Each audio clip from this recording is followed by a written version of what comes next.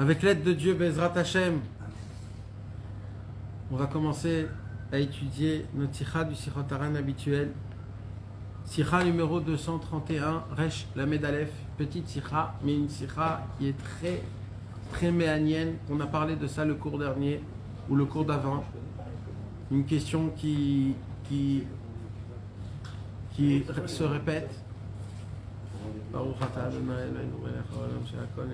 Amen.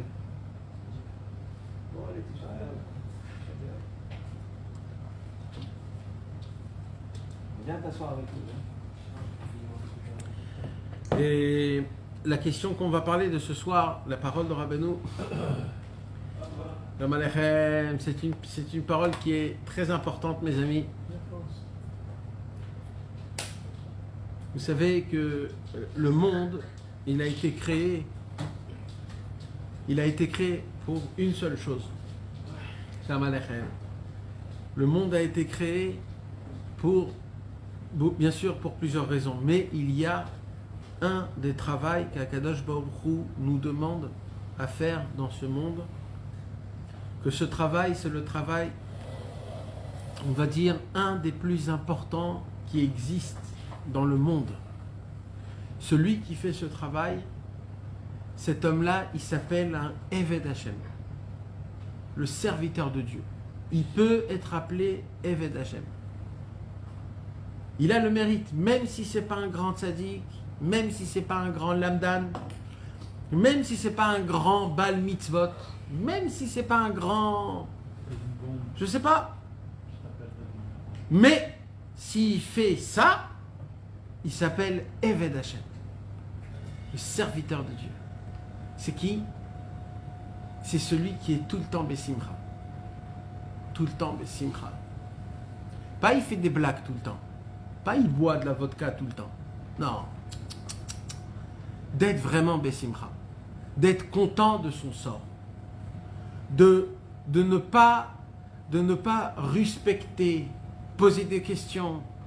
Non. D'avoir la émouna totale que tout, c'est Hachem qui le fait. C'est pour mon bien.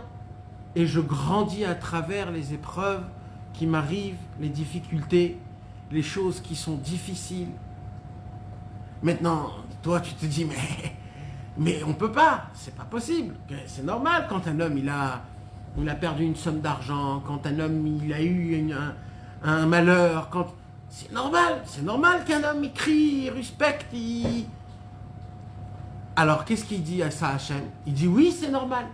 C'est normal pour qui? Pour les goïms. Pour les goïms.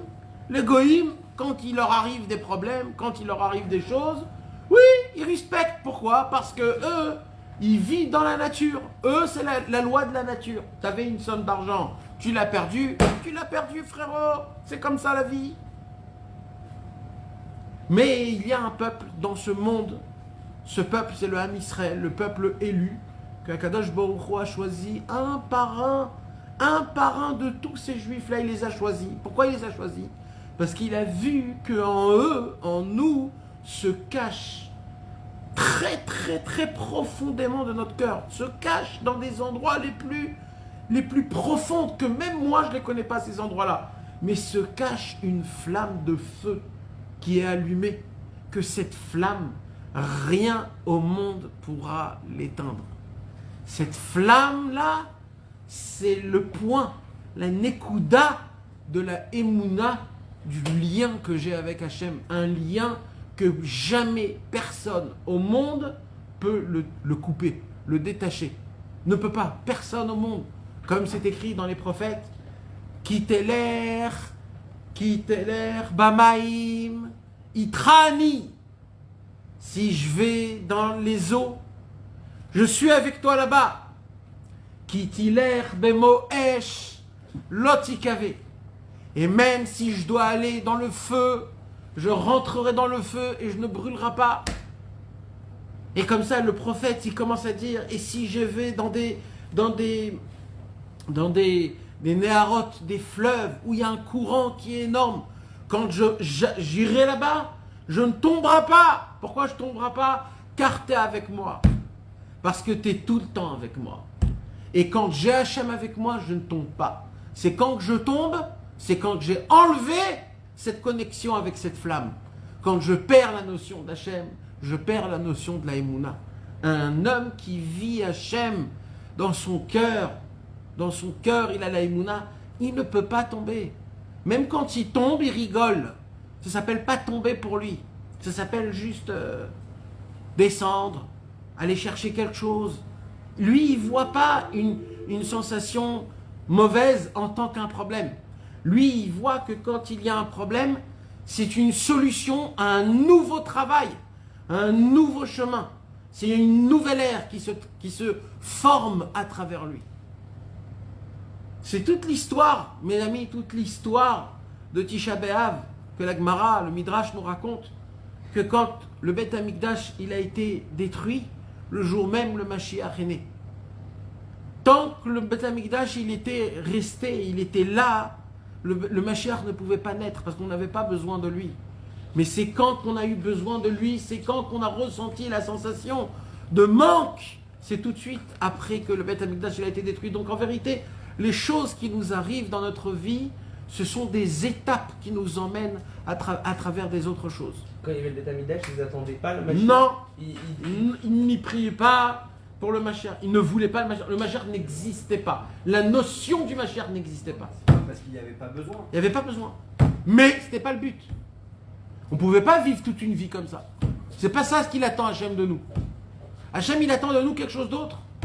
Il attend qu'on descend très bas. Parce que quand on descend très bas, on devient très fort. Parce que la vraie bête en nous, moi, on appelle ça, nous, la bête. Je veux pas faire sortir ma bête. Des fois, quand on est énervé, nous, on n'a pas une bête, nous. Nous, on a en nous, merci, on a en nous quelque chose un ange. Cet ange-là qui est caché en nous, il ne sort pas que quand on reçoit des coups et des coups et des coups et des coups, malheureusement. On doit passer dans des endroits qui sont difficiles, tu te poses des questions, c'est dur, t'as mal au ventre, t'as mal au dos, t'as mal partout, tu te poses des questions, mais qu'est-ce qui se passe à ce moment-là? Il y a l'ange qui est en nous, cet ange-là qui veut sortir et crier de toutes ses forces et dire non, non, non, non, c'est moi ici le patron. Mais maintenant le problème, c'est quoi? Le problème, c'est que c'est difficile, parce qu'on a des yeux d'être humain. On n'arrive pas à avoir les yeux de la Torah, les yeux des tzadikim. Ene Hachem, et la tzadikim.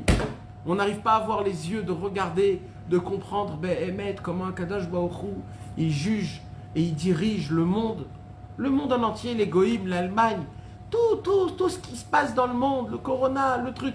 Akadosh Baruch Hu, il est là et il dirige un monde parfait, parfaitement.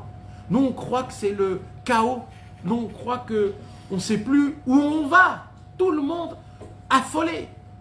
Le pôle Nord, le pôle Sud, tout le monde parle de ce qui se passe.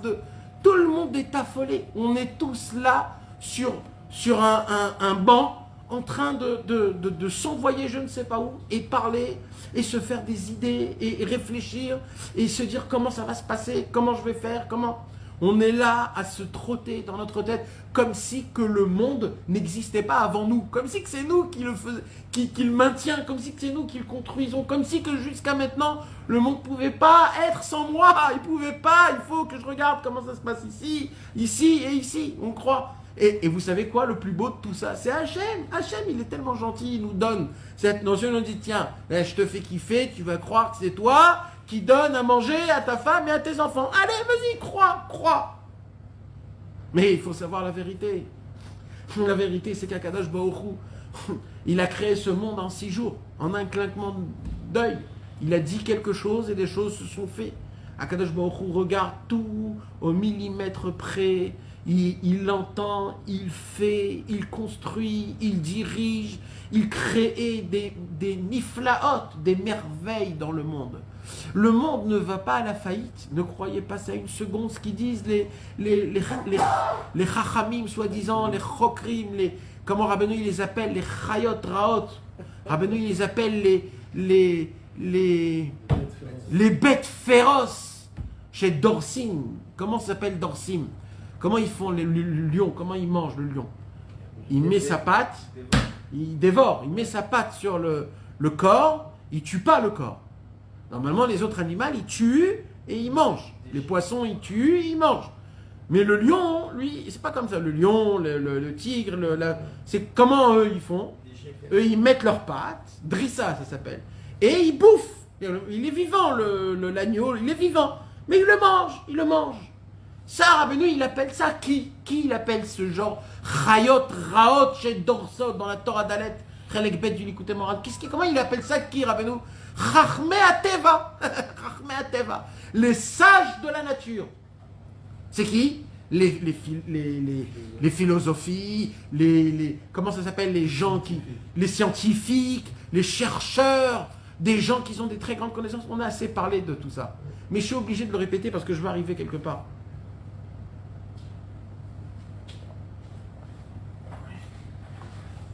C'est quoi leur travail? Leur travail, sans que tu le saches, c'est de te faire montrer que le monde, il fonctionne tout seul. Tu n'as pas besoin de... Et toi, tu dois aider que la nature continue à être naturelle, de garder des espèces de chimpanzés, je ne sais pas d'où, et de les garder parce que c'est très grave, et de faire en sorte que le monde... Alors, il y a un peu de vérité dans tout ça, mais de là à s'affoler comme si que Hachem wa Elohim, les amis, on croit qu'on est faible, mais on est fort. On a reçu un corps faible, oui. On est descendu dans un air faible, oui. Mais on a en nous une neshama. Cette neshama, ça s'appelle en hébreu, on dit tahanat koach. Vous savez ce que c'est une tahanat koach, mes amis? Comment on appelle ça, la tahanat koach? Vous savez de quoi je parle? Oui, le truc d'électricité. La maison de l'électricité, ou qui donne l'électricité partout. La centrale électrique. On a dans notre cœur une centrale électrique. C'est quoi une centrale électrique? C'est un moteur qui fait en sorte de donner presque infiniment de l'électricité pour des villes, pour des maisons, c'est infini. J'ai besoin d'électricité, pas de problème, tac, tac, tac, il vient. Stahanat quoi? Le cœur, c'est une station d'électrique qui envoie de l'électricité spirituelle, de la divinité, de la lumière dans nos membres et surtout à notre cerveau. Pour nous dire et nous déclarer et nous répéter, de crier de toutes les forces, de dire au cerveau, tiens bon, sois fort, ne t'inquiète pas, le monde est en charge, il est pris en charge. Le monde, il n'est pas efker. Il n'est pas efker. Il y a Yesh Manig Labira. Le Midrash, il raconte quand Avraham Avinu, comment il a connu Hachem, Avraham Avinu? Le Midrash, il raconte une histoire spéciale. Un jour, Avraham Avinu marchait et il voit un royaume exceptionnel, grand, beau, avec plein de comment ça s'appelle? De décorations, etc. On voit Mamash en travail et il voit qu'au-dessus du royaume, il y a un incendie énorme. Le feu. Maintenant, lui, Avraham Avinu, il croit que c'est un incendie. Lui, parce qu'il voit de loin. Alors, qu'est-ce qu'il voit de loin? Il voit un feu de camp, un feu. Alors, il crie, oh, il n'y a personne là, il n'y a personne pour éteindre le feu. Et là, le Midrash, il dit, Yatsa Balabira Ve'amar, Ani ou Balabira. Est sorti le propriétaire, il a dit, oh, je suis le patron. Je sais ce que je fais. Si j'ai allumé le feu, c'est parce que j'étais en train de brûler les déchets. À l'époque, comment on jetait la poubelle? On brûlait les déchets. Donc lui, il a fait quoi, le patron? Il a fait une grande montagne de déchets, de tout ce qu'il avait fait. Il a brûlé. Maintenant, Avraham Avinu, il voit de loin. Lui, il voit pas Avraham Avinu. Il voit quoi? Il voit le feu. Le Midrash, il dit, c'est quoi cette histoire? C'est quoi? Et comme ça, Avraham Avinu a connu Hachem. Matem Omrim, qu'est-ce que vous en pensez? Nous aussi, on voit un truc comme ça, on fait tchouva, nous. Avraham Avinu, qu'est-ce qu'il a vu, en fait? Il a vu ce royaume. C'est qui? C'est quoi ce royaume? C'est ce monde. Fait avec un salon, avec plein de toutes petites choses, tout avec une sagesse qui est énorme. Et On voit du feu. C'est quoi le feu qu'on voit? On voit que le monde, il part en vrille. Il part à la faillite. Des problèmes, des guerres, des maladies, des...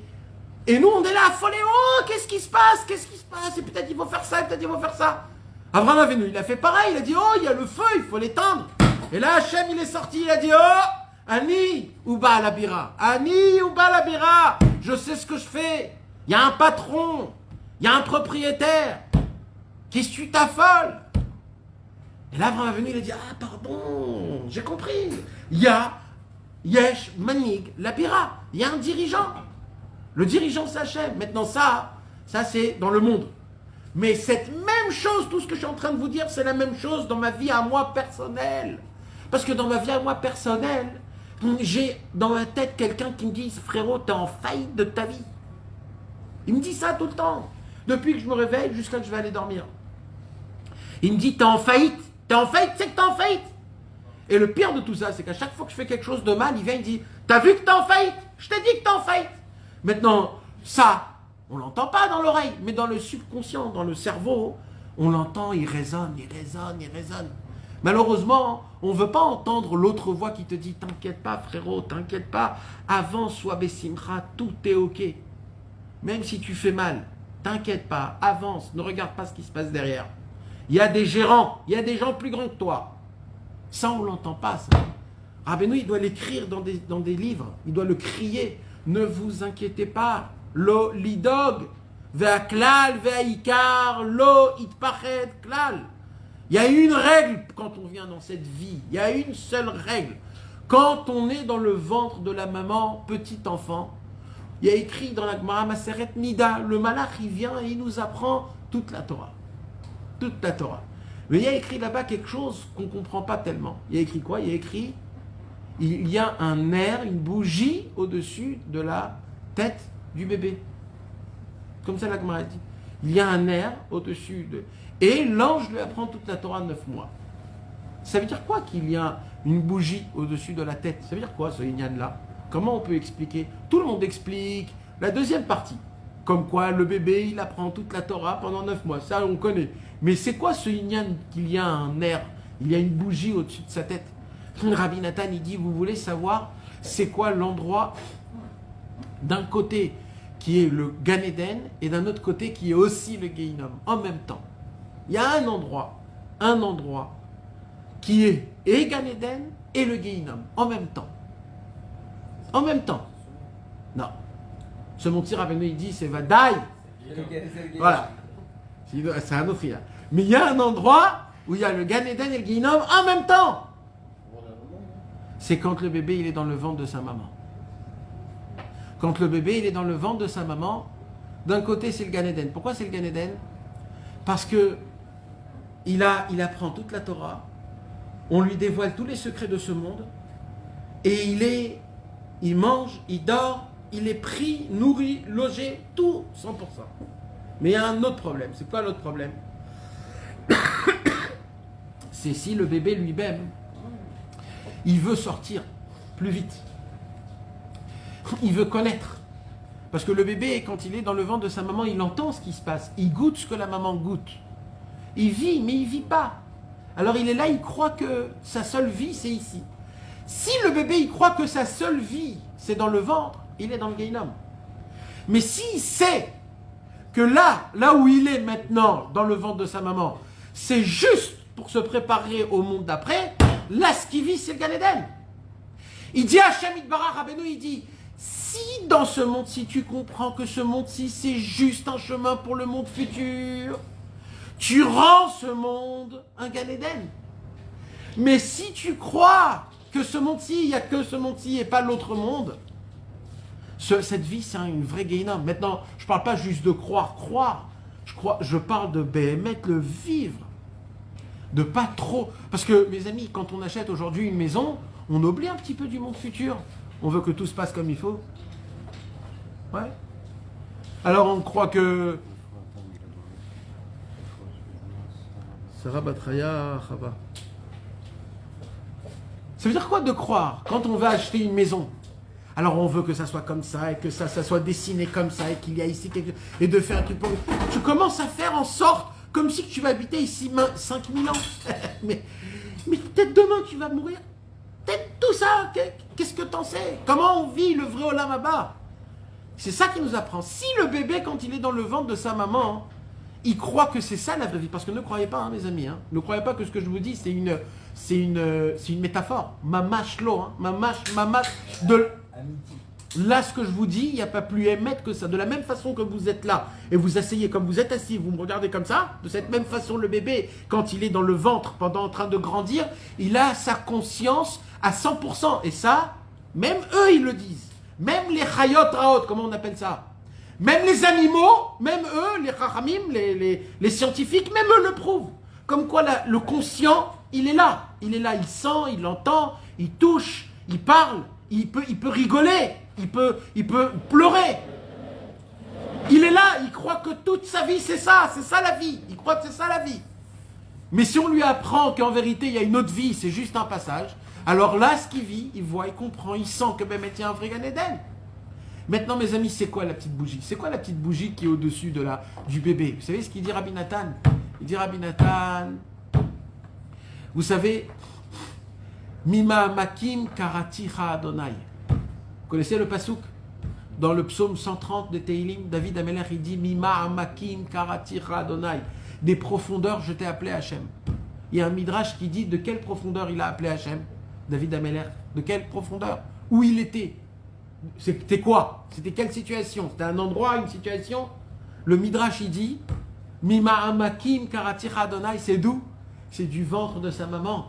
Quand il était dans le ventre de sa maman, David Ameler, là-bas, il a appelé Hachem. Là-bas même, il a appelé Hachem, David Ameler. Pourquoi? Pourquoi il a appelé là-bas Hachem? Parce qu'il voyait des choses qui étaient difficiles, qui étaient dures. Mais vous savez quoi, mes amis? Rabbeinu, il dit quelque chose de puissant. Rabbi Nathan, dans l'Écoute à la Rode, il dit très fort. Il dit la bougie qui est allumée sur l'enfant, quand il apprend dans ce monde-ci, c'est quoi? C'est l'espoir qu'on lui donne. En fait, on lui apprend à avoir de l'espoir. Comment? À travers la Torah. C'est ça la bougie. La bougie, c'est une toute petite lumière dans un noir. Le ventre de la maman, c'est tout noir. L'espoir de quoi? L'espoir, parce qu'il va venir dans un monde qui est sans espoir. Dans un monde rempli d'yéhouch. Et c'est pour cela, je vous ai déjà dit, c'est quoi la dernière phrase, mes amis, que l'ange dit à l'enfant avant de sortir dans ce monde-ci? Il y a une phrase. Une seule phrase avant qu'il lui fait comme ça, clac. Il y a une seule phrase. Ça se peut que ça, il le dit après qu'il le fait ça. Non. Non, il y a une seule phrase que l'ange il vient et il lui dit une seule chose, il lui dit. Non. Kol haolam kulo gesher tsar meod ve'aklal ve'ikar lo lefachet klal. Rappelle-toi, il dit, Neshama Kdosha, que tu vas descendre dans un nouveau monde. Tout ce monde est un pont qui est très étroit. Mais il y a une seule règle dans ce monde, une seule règle. C'est pas de tomber, de pas tomber, de marcher bien sur le pont, ou de faire des calipettes, ou des... Parce qu'il y a des gens qui croient que ce monde-ci, c'est quoi? C'est de marcher sur ce pont. C'est de faire des calipettes sur ce pont. C'est de montrer à tout le monde comme quoi ce pont, je le passe en entier. C'est qui ces gens-là? C'est des gens qui réussissent. Ils réussissent. Ils arrivent à devenir des grands, on va dire des riches, ou alors des tzadikim, ou alors des gens qui éduquent leurs enfants, qui se marient, leur femme est bien, leurs enfants sont bien, tout est bien, tout est... Ça s'appelle quoi? Ça s'appelle de marcher dans le pont, malgré que le pont il est complètement en faillite. Rabbeinu il nous dit mais non, ils se sont trompés ces mecs, ils n'ont pas compris. Il y a une autre règle, c'est quoi? S'en fout de tomber ou pas de tomber, c'est pas ça la question. C'est est-ce que tu as peur ou tu n'as pas peur? Pourquoi c'est aussi important, Rabbeinu? Pourquoi c'est aussi important? Il dit Rabbeinu, tu sais pourquoi c'est aussi important? Parce que quand tu as peur, tu ne peux pas être Bessimcha. Et nous, ce qu'on te demande, c'est que tout le temps, tu sois Bessimcha. Donc, n'aie peur de rien. N'aie peur de rien. Le Baal Shem Tov, son père, avant de mourir, il lui dit une seule chose. Une seule chose. Il ne lui dit pas, sois grand dans la Torah, sois tzaddik. Il faut tout ça. C'est obligé tout ça. On est venu dans ce monde pour ça. Mais le père de Rabbi Israël Baal Shem Tov, le Rabbi Eliezer, il a vu que quoi qu'il se passe avec mon fils, je ne sais pas comment mon fils va grandir. Il a 3 ans, on est dans une situation très grave, un temps d'air qui est compliqué, où il n'y a pas de richesse, on est loin d'Israël, loin de tout. Son père, il dit, qu'est-ce que je peux dire à mon fils? Je vais lui dire le plus important, le plus concentré, le plus, mamache, le minimum total. Le petit qui contient le plus grand. Il faut qu'il lui trouve comme on dit, le point pour jeter la flèche, pour que la flèche arrive. Salut les frérots. Ah, salut les frérots. Alors, qu'est-ce qu'il lui dit, Rabbi Eliezer, à son fils? N'aie peur de personne que d'Hachem. Mais mon fils à moi, il lui dit, mon fils à moi, rappelle-toi. Il lui dit, rappelle-toi toute ta vie de ce que je vais te dire. Il lui dit, j'ai une seule chose que je veux que tu te rappelles de moi, une seule. N'aie peur de personne que de Dieu. N'aie peur de personne. Rabbeinu, il nous a dit dans Chaye Moharan, Al titnu le'aolam le'atot otrem. Ne laissez pas ce monde vous tromper. Ki haolam hazeh mate otanu legamre. Car ce monde, il dit Rabbeinu, il nous trompe complètement. Les gamrés. Rabbi Nathan, il fait montrer dans l'Écoute à la Chod que même des tzadikim se sont trompés. Même les tzadikim se trompent. Alors il dit, Rabbeinu, moi j'attends pas de vous que vous vous trompez pas. C'est normal qu'on se trompe. Mais sachez quand on vous trompe pas. Connaissez le langage du monde. Quand le monde, il vient avec une nouveauté, un nouveau film, que tout le monde parle de ce film, ou alors une sidra, comme on dit, une série, ou alors un jeu, ou alors un nouveau travail, ou une nouvelle combine d'argent, ou alors une façon de tomber dans les ta'avot avec je ne sais pas quoi. Rabbeinu, il dit, rappelez-vous de ce que je criais il y a 200 ans au plus profond de mon cœur. Al titnu laolam la tototrem. Juste, rappelle-toi, c'est la voix de qui de ce monde, ou c'est ma voix, moi, qui t'appelle vers Dieu. Et il dit, Rabbeinu, moi je le connais ce monde par cœur. Rabbeinu, il dit, le Yetzer Hara, je le connais à l'envers, à l'endroit, en déguisé, normal, comment il était avant, comment il va être après, comment il va terminer. Il dit, Rabbeinu, je connais le Yetzer Hara. Le Yetzer Hara, je lui ai fait la shrita, je l'ai cassé, je l'ai brisé, je l'ai annulé totalement à l'âge de 20 ans, il dit Rabbeinu. À l'âge de 20 ans, je n'avais plus aucune odeur de l'apparence du Yetzer Hara. Parce qu'il dit, Rabbeinu, vous croyez que de tuer le Yetzer Hara, c'est un niveau? Bien sûr, c'est un niveau. Mais il y a plus que ça. Parce que même quand tu tues le Yetzer Hara, il sent encore en toi. Il y a son odeur. Il y a encore ces choses qui sont en toi, même quand tu l'as tué. T'imagines déjà tuer le Yetzer Hara, quelle grandeur? Rabbeinu, il dit, c'est pas ça la grandeur. La grandeur, c'est d'enlever toutes les odeurs du Yetzer Hara, qu'il ne reste plus rien, plus aucune empreinte. Plus rien. On dit, Rabbeinu, moi, à 20 ans, il ne restait plus rien. Plus rien du tout. Mon Yetzer Hara est devenu un malach kadosh. Je le connais par cœur.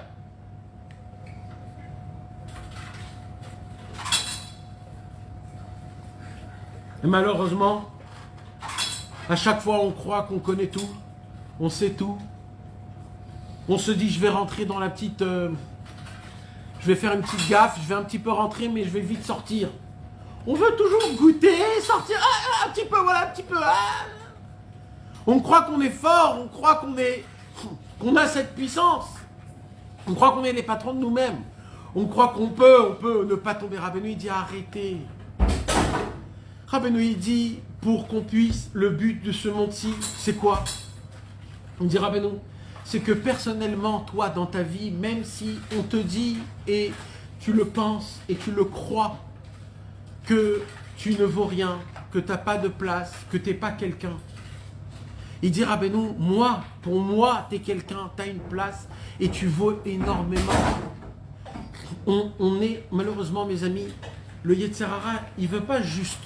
Ne croyez pas, mes amis, que le Yetzer Hara, il veut qu'on kiffe. Ne croyez pas ça. Le Yetzer Hara, il veut nous tuer, il veut notre mal. Nous, on croit que le Yetzer Hara, il veut nous donner des cadeaux. Des ta'avot avec des femmes, avec du kavod. Donc, quelque part, on se dit, là où il y a du kiff, il y a du Yetzer Hara. Donc, quelque part, c'est... Il me connaît. Il me connaît, là où je kiffe, là où je me laisse aller, là où je me sens bien. C'est mon petit ami, il connaît mes délires. Rabbeinu, il dit, je vais vous dire une vérité. Il dit, ben c'est faux, il vous ment. Il veut votre déception. Il veut vous abattir, vous dresser, vous écraser. Il veut vous voir tomber dans le Yehush le plus grand. Et vous voulez savoir, c'est quand qu'il est content? C'est quand il vous voit avec la tête baissée, comment on dit le Yehush? En désespérant, en désespoir total, en déprime, sans simra. C'est là où il est content. Ne croyez pas que quand vous kiffez, il est à côté de vous, etc. Même pas. Il veut vous emmener aux folies des grandeurs. Oui, il veut nous emmener aux folies des grandeurs. Pachout ki pshuto. Allez goûter, trouver, voir tout ce qu'il y a dans le monde, connaître tout, d'être partout, d'avoir une idée à travers tout. Il dira, ben nous, le problème c'est qu'on ne se contente pas de notre place. Je suis bien dans ma chaise, je suis bien, Baruch Hashem, mes arba amot, mes 4 amot là, je suis bien. Je suis bien, Baruch Hashem, je suis en bonne santé, je suis habillé. Personne ne me fait honte. Je suis propre, je ne sens pas mauvais. Je suis un être humain. Merci à Hashem Yitbarach, Toda Rabba que tu m'as mis à cette place. C'est sûr que si je suis ici, c'est ta volonté.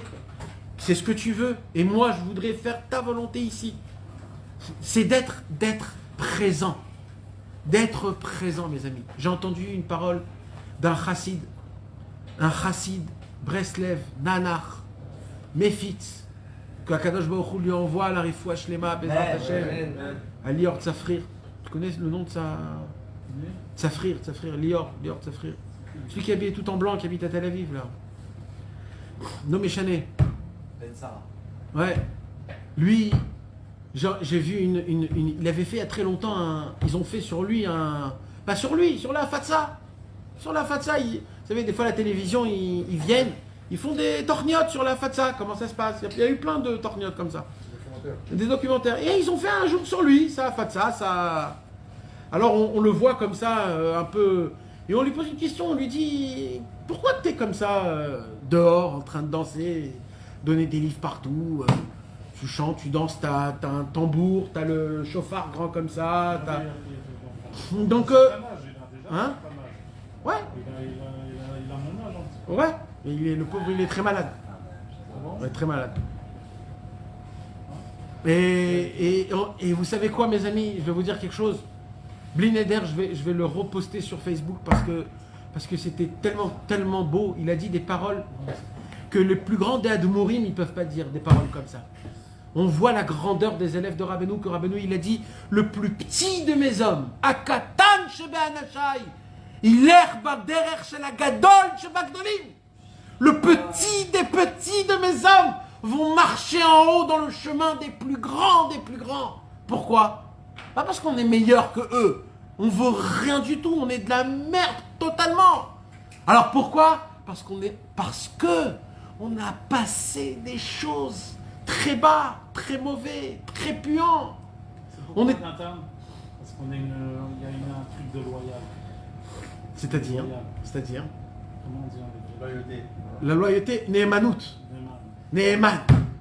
On est loyal. Alors, je vais vous expliquer. On lui pose la question là-bas, pourquoi vous faites tout ça, etc. Et là, il lui dit une parole. Moi, il m'a scié, j'ai entendu cette parole. Ça se peut que moi-même, je l'ai dit, ça se peut. Mais lui, il a dit d'une simplicité, d'une vérité. Il a dit une vérité. D'une honnêteté. Ouais, il a senti. Il ne s'est pas préparé avant. Il lui a posé une question, il lui a répondu sans réfléchir, le mec. Qu'est-ce qu'il lui a dit? Il lui a dit, tu sais, quand j'ai fait tchouva, je suis allé voir des chassidim, des adumourim. Et ils m'ont tous parlé que maintenant c'est pas bien et plus tard ça sera bien. On parle, maintenant c'est dur, bientôt Mashiach viendra. Maintenant je suis un rachat, bientôt je deviendrai peut-être un tzaddik. Si je fais ça, je deviendrai un tzaddik. On me dit, pour l'instant c'est compliqué, difficile, mais Bezrat Hashem, Dieu il va m'apprendre que ça sera bien, Hashem Yahazor. Comme tout le monde dit, Hashem Yahazor, Hashem Yahazor. Dieu aidera, Dieu aidera. Il dit, quand je suis arrivé chez Rabbeinu, il m'a dit, Arshav Beseder.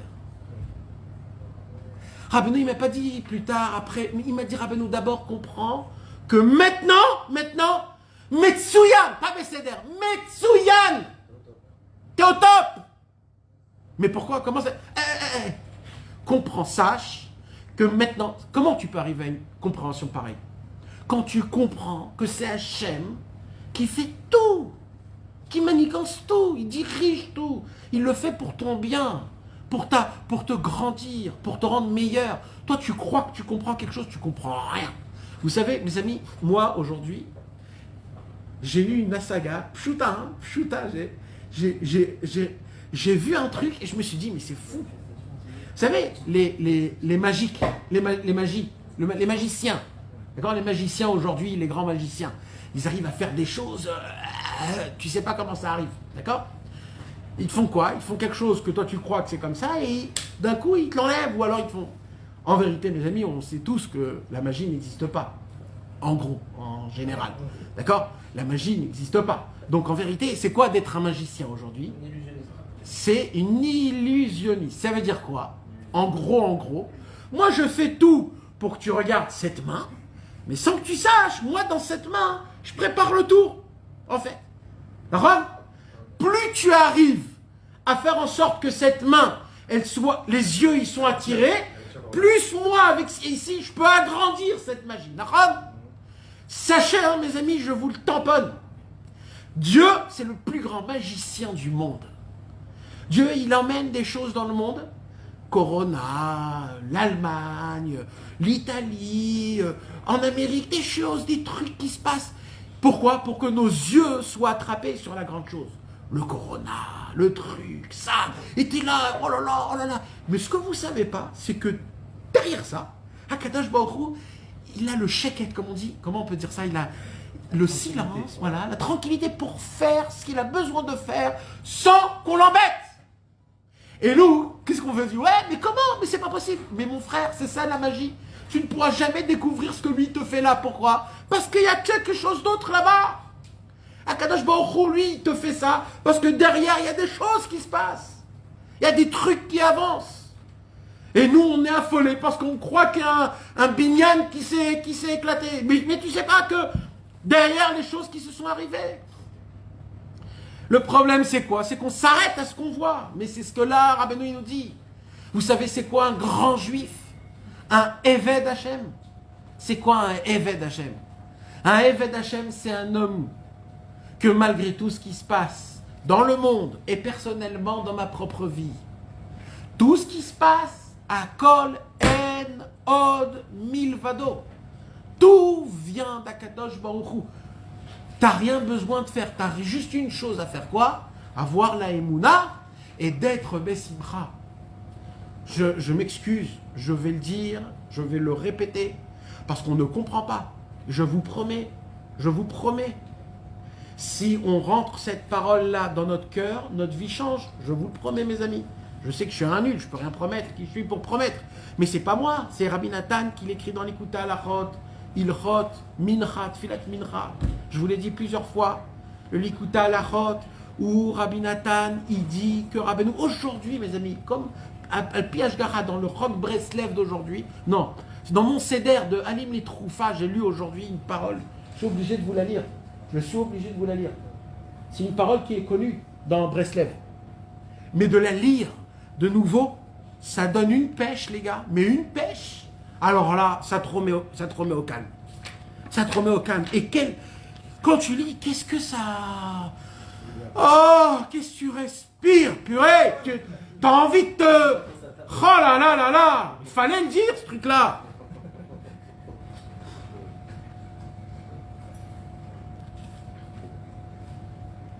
Alim les Troufa, la lettre de Rabbi Nathan, la lettre numéro 374, Shin Aïn Dalet.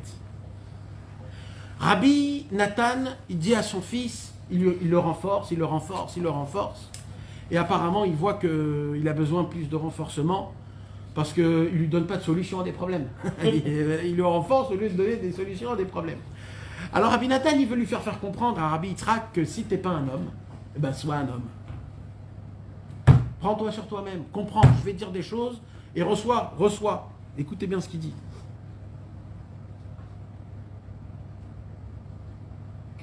Ani yodea ou ma'amin. Chaque mot, il faut être précis, à une précision de folie. Ani yodea ou ma'amin. Là, il a dit les deux mots. Yodea, c'est quoi? Savoir. Savoir, c'est quoi? C'est une certitude. Quand je sais quelque chose, c'est 100%. C'est pas...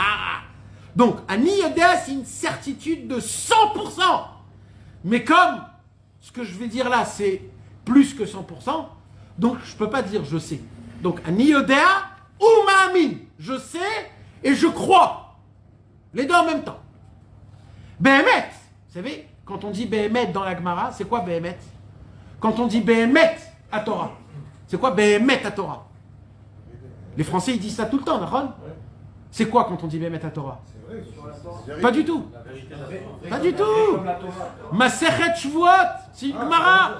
C'est une Shvua. C'est un serment. Quand tu dis Behemet, c'est pas c'est vrai. C'est pas ça. En hébreu, quand tu dis Behemet, c'est je te jure. Alors Rabbi Nathan, il dit Ani Yoder ou Ma'amin, Behemet. Il fait, là, il te laisse pas. Là, il te dit, écoute ce que je vais te dire. Je vais pas l'écrire 100 fois, je vais te le dire une seule fois. Que quoi? Qu'est-ce que tu sais? Qu'est-ce que tu connais? Qu'est-ce que tu jures? Chez Adonenu, Morenu, Verabenu. Que notre maître, Yodea Eitev, il sait parfaitement. Bichlaliut ou bipratiyut. En général et en particulier. C'est-à-dire quoi en général? En général. C'est-à-dire quoi en particulier? C'est-à-dire quoi en particulier? Ça veut dire quoi? Ça veut dire il connaît tes pensées, tes arrière-pensées, tes fantasmes, qui tu es réellement sous la couette. Il connaît, il sait. Kol ma shenaase im kol hanefashot bechol dor vador. Il connaît, il sait tout ce qui se passe avec toutes les nefashot de toutes les générations. Miyom bero Elohim adam al haaretz. Depuis la création de l'homme, Adena, jusqu'à aujourd'hui, ve'ada sof ha'acharon, jusqu'à la fin dernière. Ve'yodea, ça s'arrête pas là, hein, les gars. Ça s'arrête pas là du tout. Ve'yodea kol hakilkulim. Il connaît toutes les fautes, que tout le monde va aller là-bas. Ve'kol hatikulim. Et il connaît toutes les réparations à toutes les fautes. Pas général, particulièrement. Toutes les fautes. Il connaît, il sait. Il a déjà tout vu. Shel kol echad ve'echad. Il répète, de chacun et chacun. Pas, ah lui, je le savais pas, lui. Non, il n'y a pas ça. Je les connais tous. C'est-à-dire, si Rabbeinu, il vient, il dit, Michael Ouzon, Michael, Trak, Nathan Usan. Ah ouais, mais je vous connais tous. Vekol atikunim shel kol echad ve'echad. Il connaît les réparations de chacun et chacun. Vekol ha'idiot ha'elu. Mais là, c'est le feu d'artifice. Vechol ha'idiot ha'elu. Et toutes ces connaissances-là, emetzlo davar katan. C'est rien du tout pour lui. C'est même pas à son niveau. Ça, c'est juste quand il éternue. Ah shit, voilà, il a tout fait. Il a tout fait. Davar katan, c'est davar katan. Oui, Nathan, mais allez les troufa. Jure ça, j'ai entendu ça. Pourquoi? Qui siga sagot et le coûte. Parce qu'il a atteint des perceptions divines. Shei efshar litfos bemarshava klal. Il a atteint des perceptions divines qu'on ne peut pas d'en parler. Parler, c'est rien du tout. Même d'y penser, tu ne peux pas. C'est comme je te dis, t'aperçois la grandeur des étoiles une à côté de l'autre. Je te dis, bah je peux pas, c'est tellement loin. Quel numéro ça? Shinaïn Dalet, 374. Pourquoi je vous dis tout ça, mes amis? Parce que dans le Likuta Alachot, Ilchot Filat Mincha, il y a écrit que Rabbeinu, il a déjà fait plus que ce qu'il y a écrit ici. Là, il n'y a pas juste écrit qui sait, qui connaît, qui l'a vu, qu'il a déjà donné des réparations pour tout. Là-bas, il y a écrit plus fort que ça. Il y a écrit quoi? Qu'il a déjà fait Teshuvah pour nous. C'est où ça? Ilchot Filat Mincha, dans l'Ikuta Alachot. Tu veux savoir où exactement? Je vais te dire tout de suite. C'est quoi, il dit pour nous, il dit pour chacun, c'est pareil, Pratiout? Mais vadaï, sinon, même pas il faut le dire, mais vadaï. Tout de suite. C'est quoi ta question, Michael? Est-ce que quand il dit qu'il a fait Tchouva pour nous, c'est aussi des Pratiout, genre chacun, pour chacun, fait Tchouva pour chacun, chaque personne, chaque fois? alors. Non, ça peut être pour le peuple, tu vois. Bah non, C'est vraiment pour. un peuple qui avait rien aussi. Il y en a qui font pas. Ilchot Mincha la Chazain, Seif Pei Pe Aleph. D'accord? Ilchot Filat Mincha la Chazain, Pei Pe Aleph. Chazaïn. Ok. Maintenant, écoutez bien, mes amis. Vous, normalement, vous devrez me poser une question. C'est quoi notre On a travail? jamais entendu ça. Qu'est-ce qu'on fait? C'est quoi notre travail? Ouais. C'est quoi notre avodat Hashem alors? Mais mes amis, je vous dis encore une fois, celui qui va faire entrer ces paroles-là dans son cœur, Béhémet, sa vie, elle va changer. Béhémet, En Malasot. Rabbeinu a déjà fait Teshuvah pour tout le Ham Israël. Après, pour les futures fautes. Mais pour le futur, il y a écrit là-bas jusqu'à la fin de tous les temps. Pour tout le monde. Alors ça ne veut pas dire Chas Shalom que nous on ne doit pas faire Teshuvah. Parce que dans la Torah, il y a écrit que c'est qui doit faire Teshuvah? Le fauteur. Mais il faut savoir que j'ai une galgal spare, comme on dit. J'ai une roue de secours. La roue de secours, c'est que Rabbeinu, dans le compte, il fait en sorte qu'il n'y a pas de dégâts. Mais toi, conduis-toi comme il faut. Alors c'est quoi mon travail alors? Et là, tu pètes un câble. Rabbeinu, il dit, donc, ce qu'il y a à faire, c'est quoi? Et là, juste pour ces Chassidim qui dit ça, pour tout le monde, Tout le monde en entier. Et plus que ça, il dit Rabbi Nathan, même pour les goïms. Même pour les goïms. Hein? Il a dit, je vais réparer les animaux. Même les animaux, les végétales, tout. Mais on n'a pas le droit de dire des paroles comme ça. On n'a pas le droit. Parce que ça s'appelle de donner des cadeaux à des gens qui ne savent pas. Pas chas v'shalom parce que vous êtes des gens. Nous, on est des gens qu'on ne comprend pas ce cadeau qu'on a de Rabbeinu. On ne comprend pas. On est mes alzel dans les torotes de Rabbeinu. Quand Rabbeinu il dit Aniouj Baolam Klal. Mais tu sais à qui t'as affaire. Tu crois que quand Rabbeinu il a dit une parole, il était assis comme ça en train de fumer? Rabbeinu il crachait du sang, des litres de sang, il a pleuré. Il était dans la vodat Hashem, il suppliait Hashem de sauver le monde. Faut pas être mésalzel dans les paroles de Rabbeinu. Chaque parole de Rabbeinu, c'est une lumière qu'on ne peut pas comprendre. Alors c'est quoi notre travail alors? Tu sais quoi notre travail? C'est de la folie. Juste de vivre Bessimcha.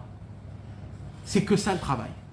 Dans ta vie, tu vas passer des moments difficiles, des moments moins difficiles, puisque tout est déjà... Le tzadikim, ils ont déjà fait tes choix pour tes fautes. Donc toi, ce que tu dois faire, c'est de vivre que Bessimcha. De chanter, de danser que tu as un tzadik, que derrière toi, il rattrape toutes les balles que toi tu fais tomber. Toi tu crois que les balles, ils tombent du ping-pong, mais ce que tu sais pas, c'est que Rabbeinu, il est là, il les attrape toutes les balles. Donc quoi, à 120 ans, on va monter tout blanc? Non, ça c'est que si tu vis Be'emouna avec les conseils du tzaddik, oui, tout sera blanc. Rabbeinu, c'est pas que tout sera blanc, non. Ce que tu as fait. Mais Rabbeinu va te prendre, il va te dire, cette ardoise, elle m'appartient. Moi, je vais la prendre. Ça, Rabbeinu, il va te le faire. Oui, il couvre Rabbeinu. Il est là, c'est un garant. Rabbeinu, c'est un garant. C'est un chaliard Tibour, Rabbeinu. Je sors du casino, même si j'ai perdu 50 000. Rabbeinu, il est là, il dit, je gère. Mais il va faire en sorte de ne pas t'emmener là-bas. Si t'as gagné, non, il va pas. Il est tout le temps. Mais mes amis, c'est quoi? C'est ça ce que je veux vous expliquer, mes amis. C'est que le vrai avodat Hashem qu'on doit avoir, c'est de faire ce qu'on fait. Bessimcha. Les endroits, les moments. j'ai lu dans une autre lettre de Halim Troufa, Pele Plaim, une autre lettre de Halim Troufa. Hein? Il est là, nous, si tu veux. Hein? Il est là, nous, si tu veux. Ouais. Écoutez bien, mes amis, pour moi, c'était un chidouche. Juste pour savoir, Alim Latroufa, c'est quoi? C'est les lettres de Rabbi Nathan qu'il a écrit à son fils. Son fils, il habitait loin, et avec les problèmes qu'ils avaient, c'était compliqué pour eux de communiquer. Donc la seule communication, c'était avec... Et qu'est-ce qu'il lui dit, Rabbi Nathan? Il lui dit, contente-toi que tu veux être Bessimcha. Pourquoi? Il dit, parce que j'ai entendu de mon maître Rabbeinu, il dit Rabbi Nathan, j'ai entendu que même quelqu'un qui veut être Bessimcha, mais qui n'arrive pas à être Bessimcha, c'est aussi un niveau. Parce que derech haolam, l'habitude du monde, c'est que quand tu es en Arsub, tu ne veux pas sortir de ton Arsub. Tu veux emmener avec toi des gens dans ton Arsub. Eh bien, c'est vrai ça, mes amis. Quand on n'est pas bien, on veut rendre l'endroit pas bien. Oh là là, le pauvre, t'as vu, t'as entendu ce qu'il y a? Oh, mishkin. Et voilà, et là, il est... Ah, je suis un mishkin. Ah, t'as vu comment je suis? Ah ouais, moi, je suis en galère, mais tu t'imagines même pas. Je te raconte même pas mes galères. Et lui, il dit, ah ouais, moi, alors mes galères, moi encore plus que toi. Parce que moi, eh ben, des balades. Et lui, il te dit, mais ça, c'est Hashem Ishmor Ve'yarachem, ça. C'est contre Rabbeinu, c'est le délire total. Rabbi Nathan, il dit, le fait, mon fils, que tu veux être Bessimcha, tu veux sortir de ta tristesse, Atani Gaal, comme on dit, tu te dégoûtes de la tristesse, c'est déjà un niveau, il dit Rabbi Nathan. Vous savez quel itrascout c'est ça? Même si j'arrive pas à être Bessimcha, mais, hein? Et tu sais quoi? J'ai découvert que c'est vraiment difficile. J'ai découvert. Quand tu es Be'atzmout, tu ne veux pas sortir de l'Atzmout. Limite, quand quelqu'un veut te donner même une solution, tu dis attends, laisse-moi encore un peu dans la... J'adore parce que là, je suis bien, là, je suis bien. Je me fais miskin, je me fais malheureux, regarde comment je suis un nul, je suis foutu. Laisse-moi, je veux pas que tu me sortes de là-bas. Mais mes amis, on est comme ça. C'est grave, c'est très, très grave. On est loin du Emet, c'est pas la raison pour laquelle Akadosh Baruch Hu, il veut quoi? Il veut que ses enfants, ils voient les chassadim, les tovot, que Akadosh Baruch Hu, il fait avec nous. C'est ça qu'il veut qu'ils voient. Et quand nous, on ne les voit pas, ces choses-là, Hachem, il y a écrit dans la Torah 23, dans la deuxième partie du Likutei Moharan, Sasson vesimcha yasigu venasu yagon vanacha. Il dit Rabbeinu une parole qui est très très forte et très difficile. Hein. Il dit Rabbeinu, la simcha d'Hachem, ismach Hachem bemaasav, elle dépend de ismach Israël beosav. La simcha d'Hachem dépend de la simcha du juif. Quand le juif, il n'est pas besimcha, la simcha d'Hachem n'est pas parfaite. Vous imaginez comment c'est puissant cette parole? Nous, on croit que quand Rabbeinu me donne un conseil d'être besimcha, c'est comme un petit conseil d'un psychiatre ou un psychologue qui te dit, frérot, il faut un peu le shacher, il faut être un peu cool, sois besimcha. Non, mes amis, quand Rabbeinu nous a demandé d'être besimcha, c'est aucun rapport. C'est il faut être besimcha, quoi qu'il se passe. Moshe Rabbeinu, Rabbi Meir Balanès, le plus grand des plus grands et les plus petits des plus petits, d'être content, d'appartenir à Hachem, d'être juif, d'avoir un lien avec la Torah, les tzadikim, Eretz Israël et la Torah. C'est ça notre joie qu'on a imprimée dans notre corps, la Brit Mila d'Avraham Avinu. Qu'on est là et qu'on va le faire à nos enfants, qu'on fait Yom Kippour, qu'on veut se rapprocher de la Torah, on veut voyager chez les tzadikim, on donne notre maaser, on met un tzitzit, une kippa. C'est de ça que je dois être besimcha. Que je ne lâche pas tout, que tout instant je peux descendre en France, enlever ma kippa et faire tous les délires du monde, mais je reste en Israël parce que je veux servir Hachem. C'est ça la simcha. Combien il faut le répéter? Il ne faut pas l'oublier tous les jours. Rabbeinu il dit c'est comme ça qu'on va être besimcha parce que le but de tout, c'est que malgré quoi qu'il se passe, c'est d'être besimcha. Besimcha par rapport à la satisfaction de ce qu'on a. Oui, ça s'appelle la Emouna. Emouna Vesimcha, on a fait plein de cours dessus. C'est toujours la même chose. Si tu as la Emouna, t'es Vesimcha. Mais, mes amis, il y a un mais. Il y a un mais. Sur tout ce que je viens de parler, il y a un mais. C'est quoi le mais? Le mais, c'est qu'il y a écrit dans des livres, et même Rabbeinu, il parle. Quand un homme, il faute, il ne peut pas être Besimcha qu'il a fauté. Il ne peut pas. Il n'a pas le droit. On nous demande à nous, quelque part, d'être triste. D'être triste du mauvais chemin que j'ai pris, que de la faute que j'ai fait. C'est écrit dans les livres. C'est écrit dans la Gemara, c'est écrit dans les Midrashim. C'est écrit partout. Et moi, ça me vient en conflit avec les paroles de Rabbeinu. Où Rabbeinu, il me booste énormément à être Bessimcha et de ne pas... Mais on voit que de l'autre côté, même Rabbeinu, il parle. Comme quoi, il y a la peur, la crainte, il y a le regret, il y a le cœur brisé. Rabbeinu, il parle du cœur brisé. Rabbeinu, il parle d'être triste, d'essayer de comprendre le mal que tu as fait pour demander pardon à Hachem. Je comprends pas.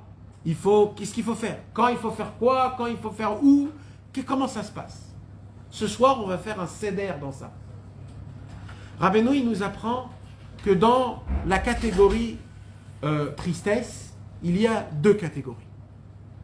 Dans la catégorie tristesse, il y a deux sensations, que la différence entre ces deux sensations est fine comme un cheveu. Mais celui qui fait un, c'est un tzaddik. Celui qui fait l'autre, c'est un racha, gamour. Et la différence entre les deux est fin comme une épine de cheveux. C'est quoi, il dit Rabbeinu? Il y a ce qu'on appelle en hébreu lev nishbar, le cœur brisé. Et il y a ce qu'on appelle en hébreu atzvut, tristesse. Beaucoup de gens croient que les deux sont la même chose. Rabbeinu, il dit, pour moi, la tristesse et le cœur brisé, ce sont deux mondes, pas deux catégories, deux mondes différents. Deux mondes différents. Avant que je commence à lire la Sira du Sichot Haran, je suis obligé de vous parler de la Sira du Sichot Haran qu'on a étudiée il y a plusieurs années, la Sira numéro 41, 42 et 45. La Sira numéro 41, il nous dit Rabbeinu, Lev nishbar ve'atzvut eno inyan echad. Le cœur brisé, la tristesse, ce n'est pas du tout la même chose. Rabbeinu, il veut quoi? Il veut qu'on a le cœur brisé. Mais Rabbeinu, il nous demande surtout de s'éloigner, de s'écarter, de se sauver de la tristesse. Parce que la tristesse, c'est la mort, c'est le Satan, c'est le Yetzer Hara, c'est la mélancolie, c'est les forces du mal, c'est Amalek. Par contre, le Lev Nishbar en toute petite quantité, c'est une aide et un ressort énorme pour sauter, avancer, se rapprocher de Dieu. Mais, alors c'est quoi la différence? Où est la différence? Comment je sais c'est quoi la tristesse? Comment je sais c'est quoi un cœur brisé? Alors, avant que j'explique c'est quoi le cœur brisé, je voudrais vous dire qu'en français, le mot cœur brisé, c'est pas du tout Parce que normalement, quand on dit un cœur brisé, normalement c'est dans un couple où il y a une meuf qui dit il m'a brisé le cœur. Je parle pas du tout de ça. Je ne parle pas du tout de ça. Le cœur brisé, mes amis, vous savez c'est quoi? C'est une sensation, on va le lire tout de suite. Rabbeinu, il est toujours Yesodi, Rabbeinu, il est. Comment on dit Yesodi? Il est... Non. Il est très pointilleux. Quand Rabbeinu, il nous dit que c'est pas pareil, il l'explique. Mais dans une profondeur de folie. Il dit Rabbeinu, le cœur brisé, il vient de quel membre dans le corps? Du cœur. Et la tristesse, elle vient de quel membre dans le corps? La rate. Troll. Ça vient même pas du même endroit, il dit Rabbeinu. Ça vient même pas. C'est pas que ça vient du même endroit et une elle est bonne, une elle est pas. Ça vient même pas du même endroit. Ce sont deux organes différents. Deux organes différents. Vous savez, c'est quoi un cœur brisé? Un cœur brisé, c'est un homme qui a eu une faille, qui est tombé, qui a chuté. Mais au moment où on lui tend la main, il attrape la main tout de suite et il sort. Un homme qui est triste, c'est un homme qui a désespéré. Il ne croit plus. Pas dans tout, ça se peut que dans la chose elle-même. Au moment où tu désespères, qu'est-ce qui se passe? Ça s'appelle une tristesse. Et comment ça s'explique? Il dit Rabbeinu, c'est très simple. Quand un homme est désespéré, qu'est-ce qui fait la personne? Quand un homme est désespéré, la nature humaine, elle fait quoi? Mais elle fait quoi? Parce que c'est très dur, nous, dans notre subconscient, de se dire j'ai désespéré. Personne ne veut désespérer. Alors vous savez qu'est-ce qu'on fait, quelqu'un qui est désespéré? Qu'est-ce qu'il fait? Il remet la faute sur quelqu'un d'autre. Chava. Elle a mangé de l'arbre de la connaissance, elle a vu que c'est foutu. Elle a vu que c'est fini. Il n'y a plus de... Alors, qu'est-ce qui se passe? Elle est allée chez Adam Arishon. Adam Arishon, il a mangé. Quand on vient reprocher à Adam Arishon, il dit quoi, Adam Arishon? Chava. On vient chez Chava, il dit c'est qui? C'est le serpent. Le serpent, il vient, il dit c'est qui? C'est la terre. C'est le... Il demande pas au serpent. Il demande pas au serpent. Non, mais il y a écrit dans Rashi que... T'as raison. Il demande pas au serpent. Et t'as raison, parce qu'il n'y a rien à demander au serpent. Toujours, tout ce qu'il va dire le serpent, c'est du Il a mensonge. rigolé, il a dit je rigolais. Ouais. Mais en vérité, le Rashi, il dit que même la terre, elle a fauté. Parce que la terre, elle devait donner le goût dans son tronc. Le tronc, il devait avoir le même goût que le fruit. Et elle n'a pas fait sortir. Donc elle aussi, elle a fauté quelque part. Donc ils ont tous fauté. Mais tu vois que quand les gens, ils fautent, qu'est-ce qui se passe? Pourquoi? Pourquoi tu remets la faute sur les autres? Parce que tu n'arrives pas à accepter. Tu n'as pas de émet, tu n'as pas d'anava. Tu n'es pas humble. Tu ne dis pas Ratati Aviti Pachati. Parce que tu n'es pas en Lev Nishba. Tu es en Hatzvout. Quand tu es en tristesse, il dit Rabbeinu, tu es en Yehush, tu remets la faute sur les autres. Il dit Rabbeinu, quand tu vas faire Idbo des doutes et tu remets la faute sur Hachem, pourquoi Hachem tu m'as fait ça? Et pourquoi tu me fais ça? Et j'ai envie d'être un tzaddik, tu me laisses pas. Laisse-moi être un tzaddik. Comme si que tous tes problèmes c'est Hachem. Tout c'est à cause de lui. Il dit Rabbeinu, ça s'appelle de la tristesse. Par contre, quand tu viens devant Akadosh Baruch Hu et tu sais que le fautif c'est toi, tu sais que c'est de ta faute, tu sais que c'est toi qui as entraîné ça. En gros, je parle en gros parce que tout vient d'Hachem. Mais les coïncidences et les situations, c'est nous qui les choisissons. Hachem, il a quelque chose à nous donner. Il y a la bonne façon, il y a la moyenne façon, il y a la moyenne façon. C'est en fonction de là où tu es. Si un homme il est toute la journée dans une discothèque avec des ta'avot, Akadosh Baruch Hu, il est obligé de lui parler là-bas, à travers des femmes à poil, à travers des discos, même que c'est pourri. Mais puisque tu es là-bas, c'est ton langage, je te parle ton langage. Maintenant, la même chose, si un homme il est dans un beth midrash, il a le même langage, mais d'une façon plus propre. Mais Hachem, c'est pareil partout, donc tout c'est Hachem. Mais quelque part, ça dépend de nous, le fait de la façon de comment Hachem... D'accord? Donc, mes amis, c'est qui a fauté? Quand un homme il comprend que c'est moi qui a fauté, c'est moi qui ai emmené Hachem dans des endroits mauvais, j'ai obligé Akadosh Baruch Hu à me parler un certain langage qui est un peu difficile, un peu dur. Quand je sais que c'est moi le fautif, il dit Rabbeinu, ça s'appelle du Lev Nishbar, un cœur brisé. C'est ça le cœur brisé, il dit Rabbeinu. C'est un homme, il sait que c'est lui le fautif. Et quand il s'adresse devant Hachem, parce qu'on est dans le Pérec de Hitbo des doutes, là les gars, là on parle dans l'Hitbo des doutes. C'est quoi l'essentiel travail de Hitbo des doutes? L'essentiel travail d'Hitbo des doutes, d'abord, je ne parle pas de le travail que je dois faire. Je parle de la sensation, pardon. C'est quoi la sensation, l'essentiel? Et Rabbeinu nous parle de quoi? Surtout, c'est Lev Nishba. 1 heure, Rabbeinu il dit, je vous interdis et je vous demande. Pas plus que 1 heure de Lev Nishba. Pas plus. Pourquoi il dit Rabbeinu? Il dit parce que quand tu restes un petit peu dans le Lev Nishbar, plus que ce qu'il le faut, tu glisses tout de suite dans la Hatzvout. Il dit Rabbeinu, comment je peux avoir un Lev Nishbar? Parce que apparemment, le Lev Nishbar, un cœur brisé, c'est... Moi j'ai essayé, mes amis. Et sans que je le veuille, quand je parle à Hachem, je remets à Hachem mes problèmes. Sans que je le veuille. Et je découvre qu'en fait, je suis dans une tristesse. Je suis dans un yehush. Sans que je fais attention. Ça se fait tout seul. C'est pour ça que c'est tellement important de parler dans l'Hitbo des doutes, parce que toi-même, tu découvres à travers ta conversation qui tu es Bémet. Et d'un coup, quand tu veux te proposer un problème qui est dans ton cœur, tu te vois proposer le problème un petit peu comme si en disant Hachem, pourquoi tu me fais ça? Mais c'est faux. C'est complètement faux. C'est pas ça du tout le Inyan. Hachem, il est bien, il est au top, il est tout comme il faut. Il y a juste un problème dans ta tête que tu n'arrives pas à comprendre les choses. Tu crois que tout ça à travers, c'est toi le problème. Comprends. Aide de la Hanava, baisse ta tête devant Hachem Itbarach. Dis Hachem Melech, Hachem Malach, Hachem Imloch, Leolam Vaed. C'est lui le Dieu, c'est lui le patron, c'est lui le gérant. Il a des tzadikim, les tzadikim, ils sont là pour nous enlever les dinim, les problèmes. Ils sont là, ils font leur travail à la perfection. Et les forces du mal n'ont pas de force sur les forces du bien. Les forces du bien, Rabbi Israël, il a répété dans le Ibé Anachal des dizaines de fois qu'aujourd'hui, il n'y a plus de combat entre les forces du mal et du bien, il n'y a plus de combat.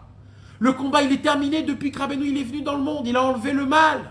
Avec Azamra, avec Mitzvah Gdola Liot Besimcha Tamid, avec Kol Haolam Kulo Gesher Tzar Meod, avec Imatama Amin Sheyecholim Lekalkel, Tamin Sheyecholim Letakel. Il a pris le Yetzara, il lui a crevé les deux yeux, il lui a enlevé les oreilles, il lui a donné un coup de poing dans sa bouche, il lui a cassé tous ses dents, il lui a enlevé ses mains, ses pieds, il a déchiré son ventre, il ne reste plus rien. Il ne reste plus rien.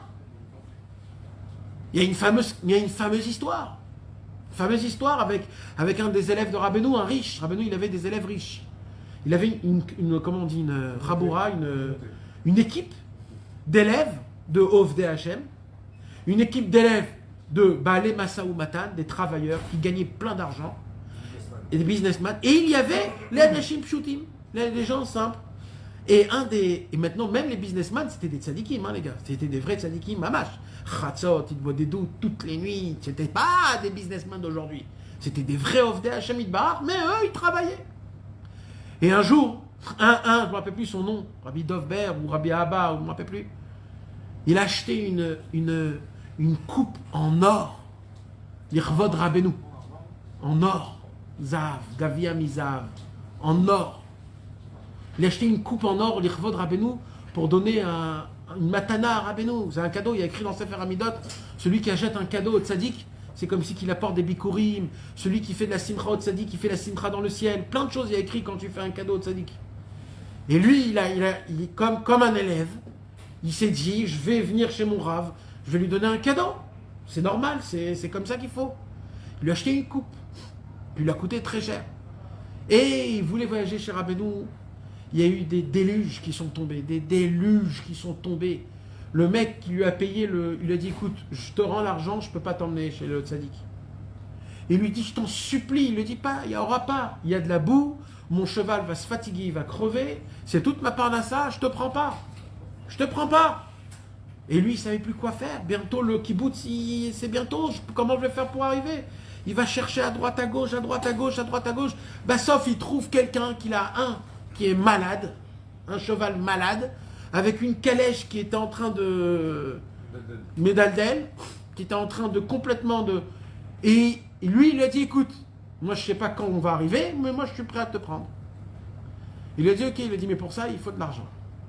Il lui dit, quoi de l'argent? Ton cheval est malade, ta calèche, elle est complètement cassée, tu ne me dis même pas quand on va arriver, tu veux recevoir de l'argent? Il a dit, écoute, j'ai vu une petite coupe en or là-bas. D'abord ça, tu me la donnes. Et en plus de ça, je veux de l'argent. Sinon, je ne peux pas te prendre. Il a essayé de chercher autour, il a vu qu'il n'y a personne. Bassof, il n'a pas pu prendre son fils parce qu'il n'y avait pas de place pour son fils. Il était déchiré. Il a donné sa coupe en or à ce monsieur-là. Et vous savez quand il est arrivé, ce monsieur-là? Il n'est pas arrivé pendant le kibbutz. Le kibbutz est terminé. Ils étaient tous avec Rabbeinu. Ils ont tous entendu la Torah de Rabbeinu du Likutei Moharan. Ils sont tous fait une fête de folie. Il y en a un qui est arrivé Motzei Chag, avec une tête par terre, mouillée jusqu'aux os. Tout est terminé, arrivé comme ça. Mais comme Rabbeinu, c'est le patron, Rabbeinu, il a fait le kibbutz maintenant. Il a rapporté tout le monde. Il les a assis tous. Et lui, il avait honte. Donc il s'est assis où? Au fond de la table.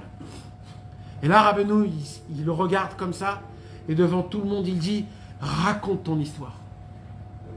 Et lui, il avait très honte. Il s'est dit, Rabbeinu, il me dit ça parce que j'ai pas tenu. Je devais pas donner ma coupe en or. J'ai pas tenu le Nisayon. Il fallait que je me bats. Donc lui, il croyait qu'en fait, c'était une Torah. Il croyait que Rabbeinu lui faisait une remontrance. Mais il n'a pas compris, en fait, que c'était l'inverse. qui voulait montrer à tout le monde la puissance. Il a donné la coupe, le cadeau qu'il voulait donner au Rabbeinu, il a donné un goy pourri. Et quand il a raconté ça, Rabbeinu, il a dit, avec cette coupe-là, je vais sortir les deux yeux du Yetzer Hara. Donc les deux yeux, Rabbeinu les a sortis. Dans Korveor, Rabbeinu, il a dit, ça y est, dès maintenant, mes élèves, quand ils feront une faute, ça sera sans main et sans pied. Donc les mains, les pieds et les yeux, Rabbeinu les a complètement enlevés. Rabbeinu, il a dit, celui qui étudie le Likutei Moharan et qui entend les paroles qu'il dit, grâce à ça, il est metaher, il rend l'air pur, beprina du niveau avir anach v'azar, de l'air pur à travers les oreilles. Ça répare les oreilles. Dans la Torah 21 ou 20, Rabbeinu il dit Be'alotra et Tanerot, Yahiru Shiva Tanerot. Shiva Tanerot, c'est les 7 orifices, c'est les 7 trous qu'on a dans la tête. Rabbeinu il a dit j'ai enlevé tout le Yetzer Hara, il ne reste plus rien du Yetzer Hara. Plus rien, il n'y a plus rien. Il n'y a plus rien. Je vous demande une seule chose, croyez-moi, vous vivez dans un circuit que vous croyez que vous vivez. Mais le travail du Yetzer Hara, c'est qu'une seule chose, c'est quoi? C'est de vous rendre triste. Parce que quand vous êtes triste, vous remettez tout sur Hachem, contre Hachem, et ça, il n'y a pas plus grave que ça. Pourquoi? Parce que ça, c'est un symptôme de yéhouch, de désespoir. Par contre, il dit Rabbeinu, écoutez le conseil de Rabbeinu, comment il est puissant. Vous voulez savoir comment être Belev Nishbar? Je vais vous dire comment on peut être un Lev Nishbar. Tu sais comment? Si pendant 23 heures de la journée, tu es Bessimcha, tu pourras pendant 1 heure de la journée être Belev Nishbar. Comme ça, il dit Rabbeinu. C'est la condition. Pourquoi? Qu'est-ce qui se passe, mes amis? Venez, on essaye de rentrer dans la logique des choses. Rabbeinu te demande d'être Bessimcha. Imaginez-vous qu'on vous propose un jeu. C'est quoi le jeu? C'est que pendant 1 semaine, 7 jours sur 7, 24 heures sur 24, vous êtes obligé d'être Bessimcha. Imaginez-vous, il y a un jeu comme ça à la télévision, une réalité, télé-réalité. Et les gens, ils sont... Tout le yad, c'est d'être Bessimcha. Et il va se passer des choses pendant les 7 jours. Tout est filmé, tout le monde te regarde.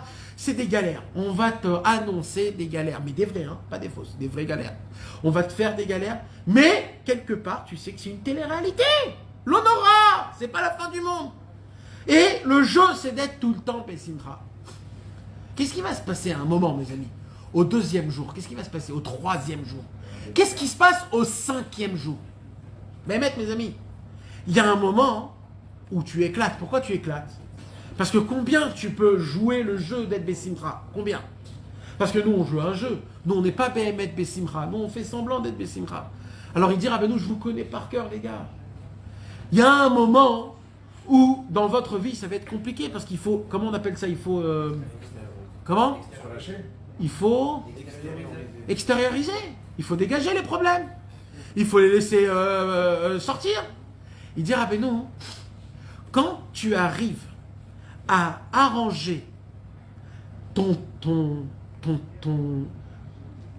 pas ton cerveau, mais comment on peut appeler ça, ton esprit, que pendant 1 heure, c'est là-bas où tu pourras te lâcher tous les problèmes que tu as eu pendant toute la journée, alors ça sera facile pour toi d'être Bessimcha 23 heures, parce que tu dis, il y a mon heure d'extérieur,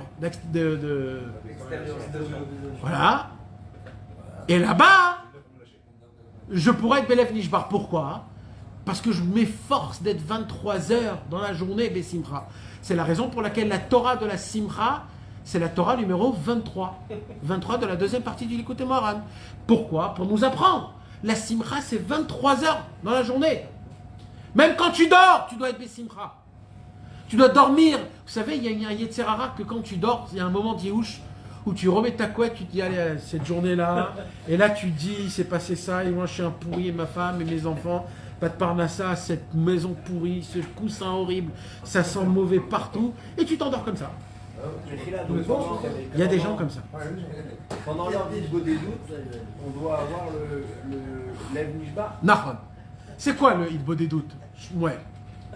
C'est quoi l'Hitbo des doutes? D'abord, il faut savoir l'Hitbo des doutes, mère, comment on appelle ça? comment on peut dire l'Itbo des doutes Ouais, c'est principal. C'est quoi l'Itbo des doutes principal? Simple, mais pchitout.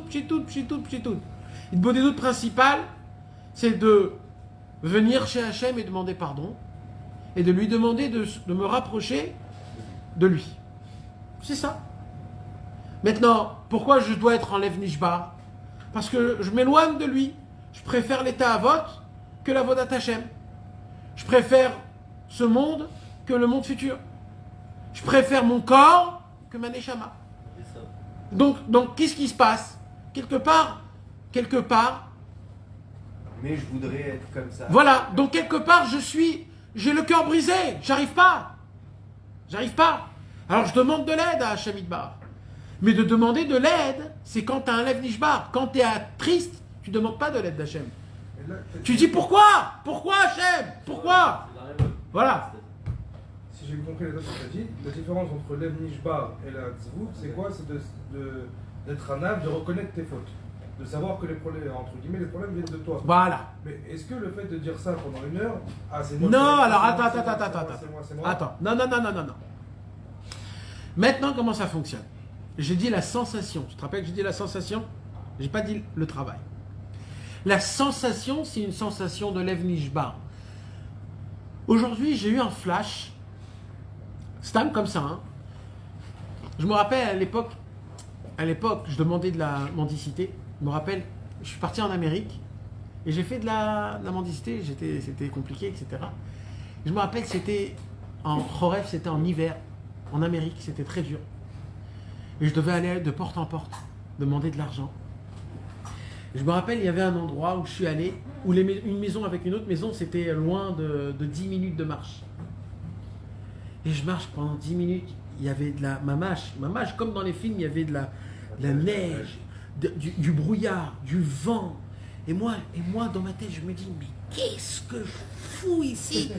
Et en plus, pour de l'oseille, mais qu'est-ce que je suis un Chosser Emouna, quel soi-disant Breslev, et truc et tout.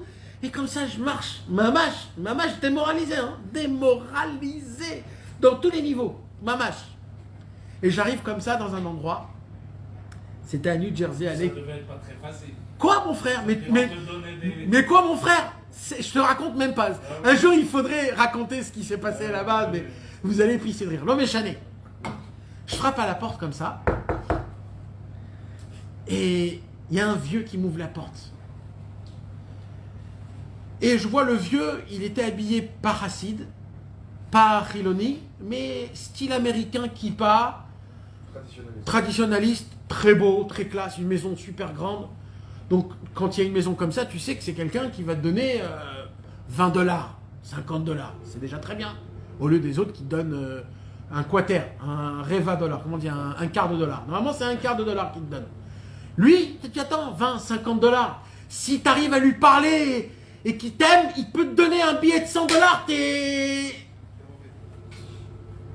Et dès que je le vois comme ça, je me dis, je veux pas rester dehors. Je veux qu'il m'invite à la maison parce que il fait chaud et je veux qu'il me donne quelque chose à boire. J'ai pas la force d'être dehors. Toute la journée, j'étais dehors. Et là, je le regarde comme ça et je lui dis pas un seul mot. Je le regarde droit dans les yeux en lui disant « Aie pitié de moi !» Et il a été franc avec moi, ce monsieur. Il m'a dit « Je ne peux pas te faire entrer à la maison. J'ai des invités. Je te demande pardon. » Des invités, il y a des gens à la maison. Je te demande pardon, excuse-moi. Je sais que tu es venu pour me demander de l'argent. Je vais être toute oui. Kouli Ozen. Je vais être tout avec toi. Tu as 10 minutes pour me dire tout ce que tu veux. Je t'écoute.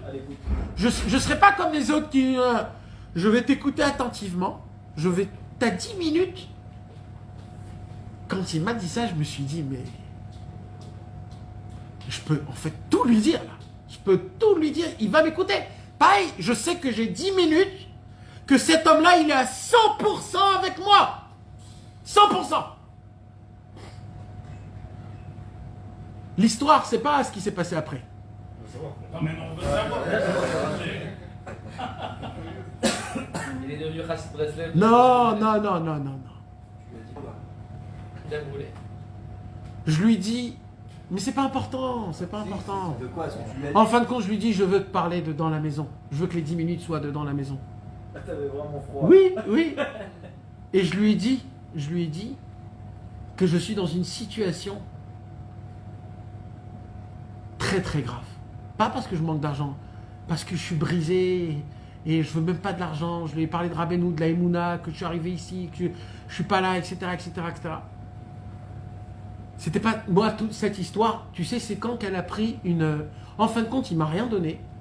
Et tu sais ce qu'il m'a dit? Il m'a dit, je vais t'envoyer un chèque à la maison, donne-moi tes pratimes.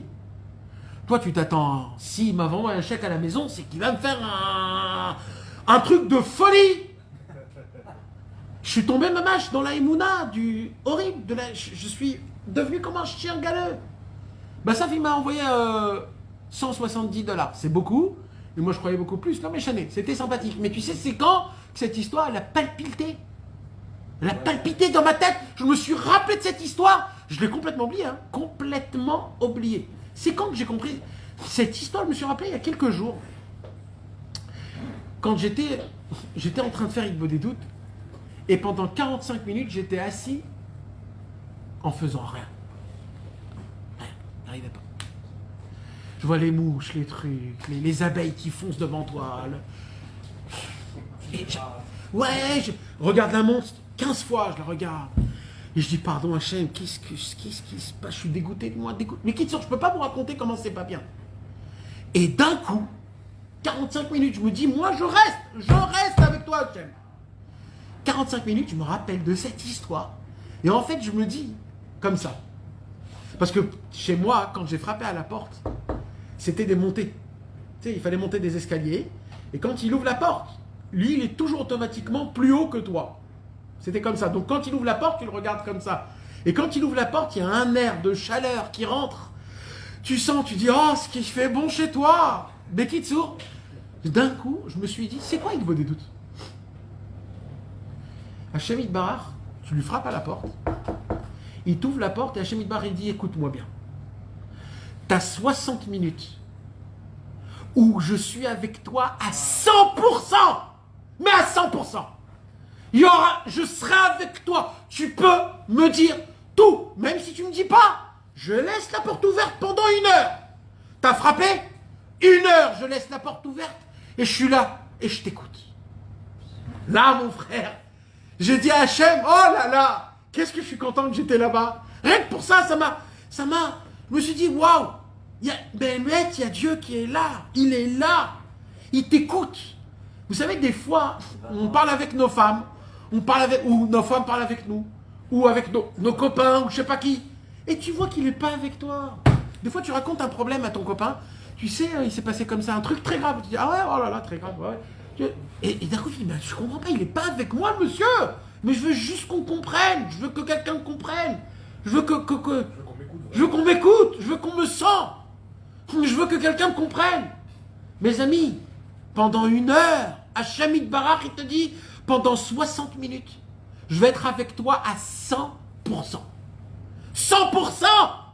Pas comme un banquier. Pas comme quelqu'un que tu lui demandes quelque chose. Non. Avec toi, je suis avec toi. En énergie totale. Quand un homme, il ressent la sensation de Hachem, il est présent, il t'attend. Quand tu viens et tu lui dis Hachem, pardon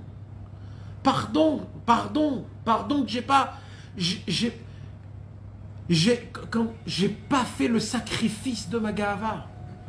À cause de ma gahava, je suis tombé dans des fautes. J'ai pas pensé à toi, je me suis éloigné de toi.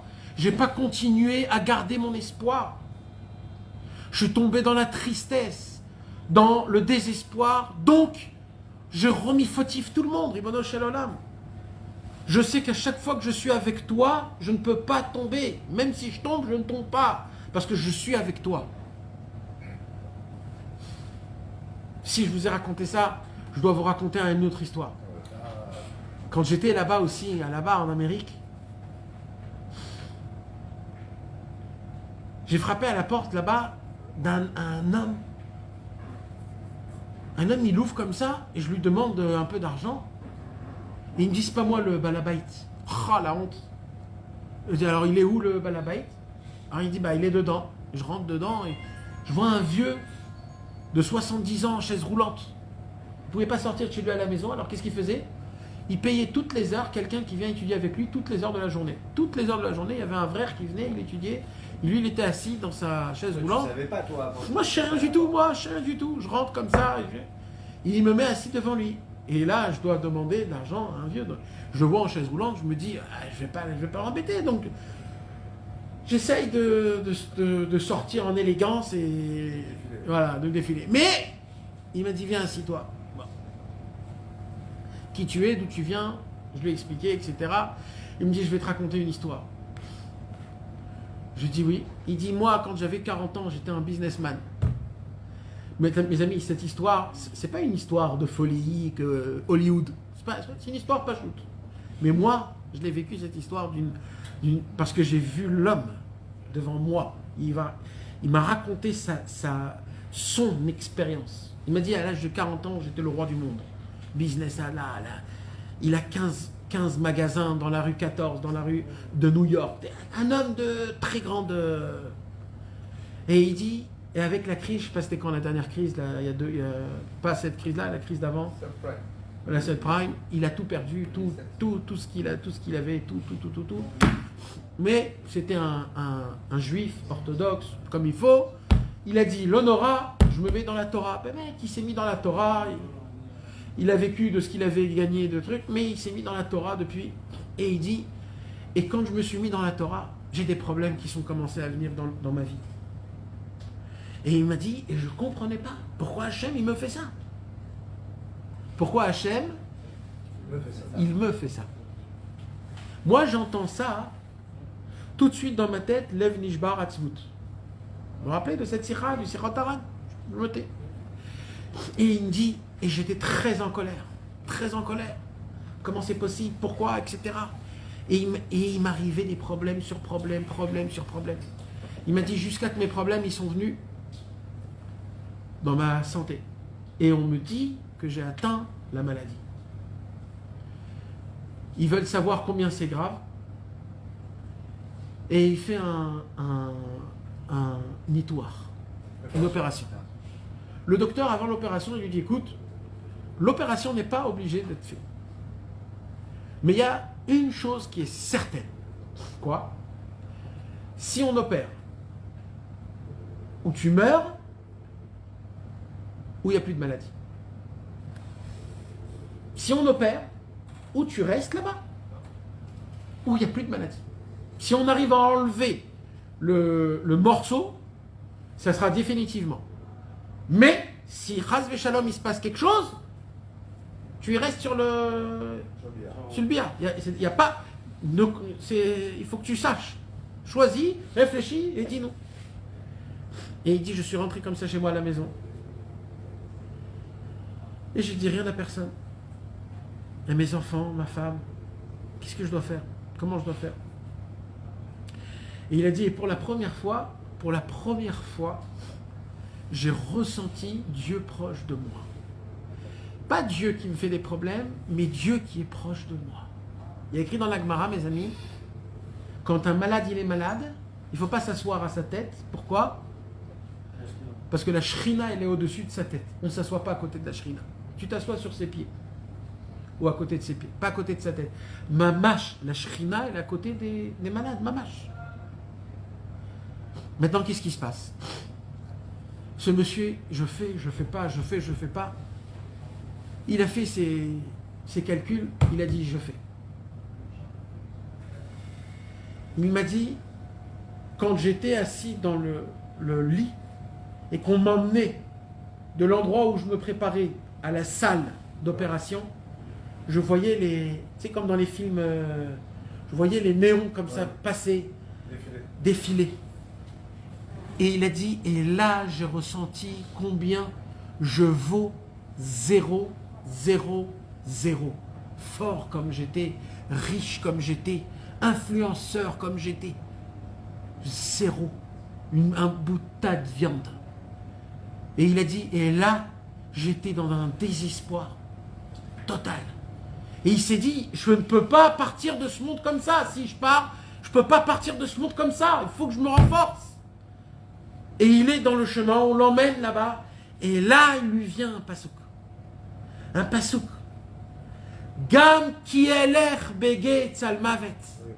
David Amelech, il dit, même quand je marche dans le couloir de la mort, le irara, je n'aurai jamais peur, même dans le couloir de la mort. Pourquoi? Qui ata, il m'a dit, car t'es avec moi, Hachem. Shivtecha ou mishantecha, ema yenachamuni. Ton bâton et ma canne, c'est ça qui va me consoler. C'est quoi le bâton? Le bâton avec lequel il te frappe. Ah bon? Le bâton avec lequel il te frappe, c'est ça ma consolation? Qu'est-ce qu'il dit le Midrash? Ça veut dire quoi? Il dit on reconnaît le bâton du papa quand il frappe avec son fils le bâton. Qu'est-ce qu'il fait le papa? Il met sur le bâton plein de mousse, plein de mousse, plein de mousse. Après il se fait comme ça, il dit non, ça fait quand même mal à mon fils, je vais remettre encore une couche de mousse, encore. Il dit David Amelech, quand je vois ton bâton qui va venir me taper, je vois les quantités de mousse que tu as entouré le bâton pour pas que ça me fait mal. Donc c'est ça, Emayena Hamoni. C'est ça ma consolation. C'est que je vois que même dans les situations très mal, même là-bas tu me consoles, même là-bas tu pries. Quand il m'a dit ça, je lui ai dit, j'ai reçu ma tzedaka, salut. Je ne lui ai même pas demandé de l'argent, rien du tout. Je lui ai dit, je suis venu pour écouter cette parole. Là, je vous dis une parole qui vient d'Amérique, lointaine, d'un vieux qui, ça se peut qu'il est parti de ce monde. Et aujourd'hui, c'est pour son srout à lui. Pourquoi, mes amis? Pourquoi? Regardez la Inyan. C'est quoi le Inyan? Au début, il était en quoi? En Hatzvut. Il a remis les problèmes sur Akadosh Baruch Hu. Qu'est-ce qu'il a fait? Akadosh Baruch Hu, il a dit, il ne comprend pas. Alors, qu'est-ce qui s'est passé? Il y a eu encore des problèmes. Parce que c'est normal. Alors, qu'est-ce qui se passe? Le jour où il a compris qu'en fait, Hachem, il est à côté de moi. Quand tu comprends qu'Akadosh Baruch Hu, il est là avec toi. C'est pas lui qui te frappe. C'est pas lui. C'est toi qui te frappe. C'est toi-même qui te frappe. Hachem, il est juste à côté de toi en disant, ne te frappe pas parce que c'est moi qui reçois les coups. Là, quand il a compris ça, il a reçu. Qu'est-ce qui s'est passé avec ce monsieur, mes amis? Il a eu l'opération, il s'en est sorti. Au Hachem. Et moi, je suis venu après, quand il est... Et cet homme-là, tu t'imagines la vie de Emouna? La vie de Emouna. Maintenant, on pose une question à un homme comme ça. Est-ce qu'il n'est pas Bessimra toute sa vie? Lui, il se dit, de base, je devais mourir. De base, je devais mourir. Mes amis, de base, si un homme, de base, il devait mourir et qu'on lui donnait une nouvelle chance, une nouvelle vie, comment il devrait être? Il devrait s'énerver, il devrait dire « Ah, la vie, c'est nul, on souffre tous, avant c'était meilleur ». Un mec comme ça, il faut lui donner deux baffes. Il faut lui dire « Mais oh, mais t'es quoi, toi? Tu craches dans la figure de Dieu. Un molaire grand comme je ne sais pas quoi. Tout ce qu'il te donne, mes amis, tous les soirs, quand on va dormir, on meurt. Et tous les matins, quand on se réveille, Akadosh Baruch Hu nous donne la vie gratuitement. C'est la raison pour laquelle on fait une bracha qui n'est pas le vatala, une bracha avec le shem et le malchut. Shelo asanigoy amarzir neshamot livgarim metim, metim, metim. C'est une bracha. Si c'est faux, c'est une bracha le vatala. On fait une bracha marzir neshamot livgarim metim. Dieu, il te sauve tous les matins. Ah, mais si c'est tous les matins, c'est pas pareil comme l'autre qui est rentré dans une salle d'opération et qui lui a dit que peut-être... Eh ben oui, les frères. Et oui, c'est la même chose. Seulement lui, il fallait lui faire ça. Et nous, pendant ce temps-là, Hachem, il a patience avec nous. Mais le jour où il n'aura plus patience avec nous, on sera aussi là-bas. Donc dès maintenant, il faut se rappeler, dès maintenant, il faut comprendre. Hachem nous donne une nouvelle vie, donc s'il te donne la vie aujourd'hui, sois Bessimcha.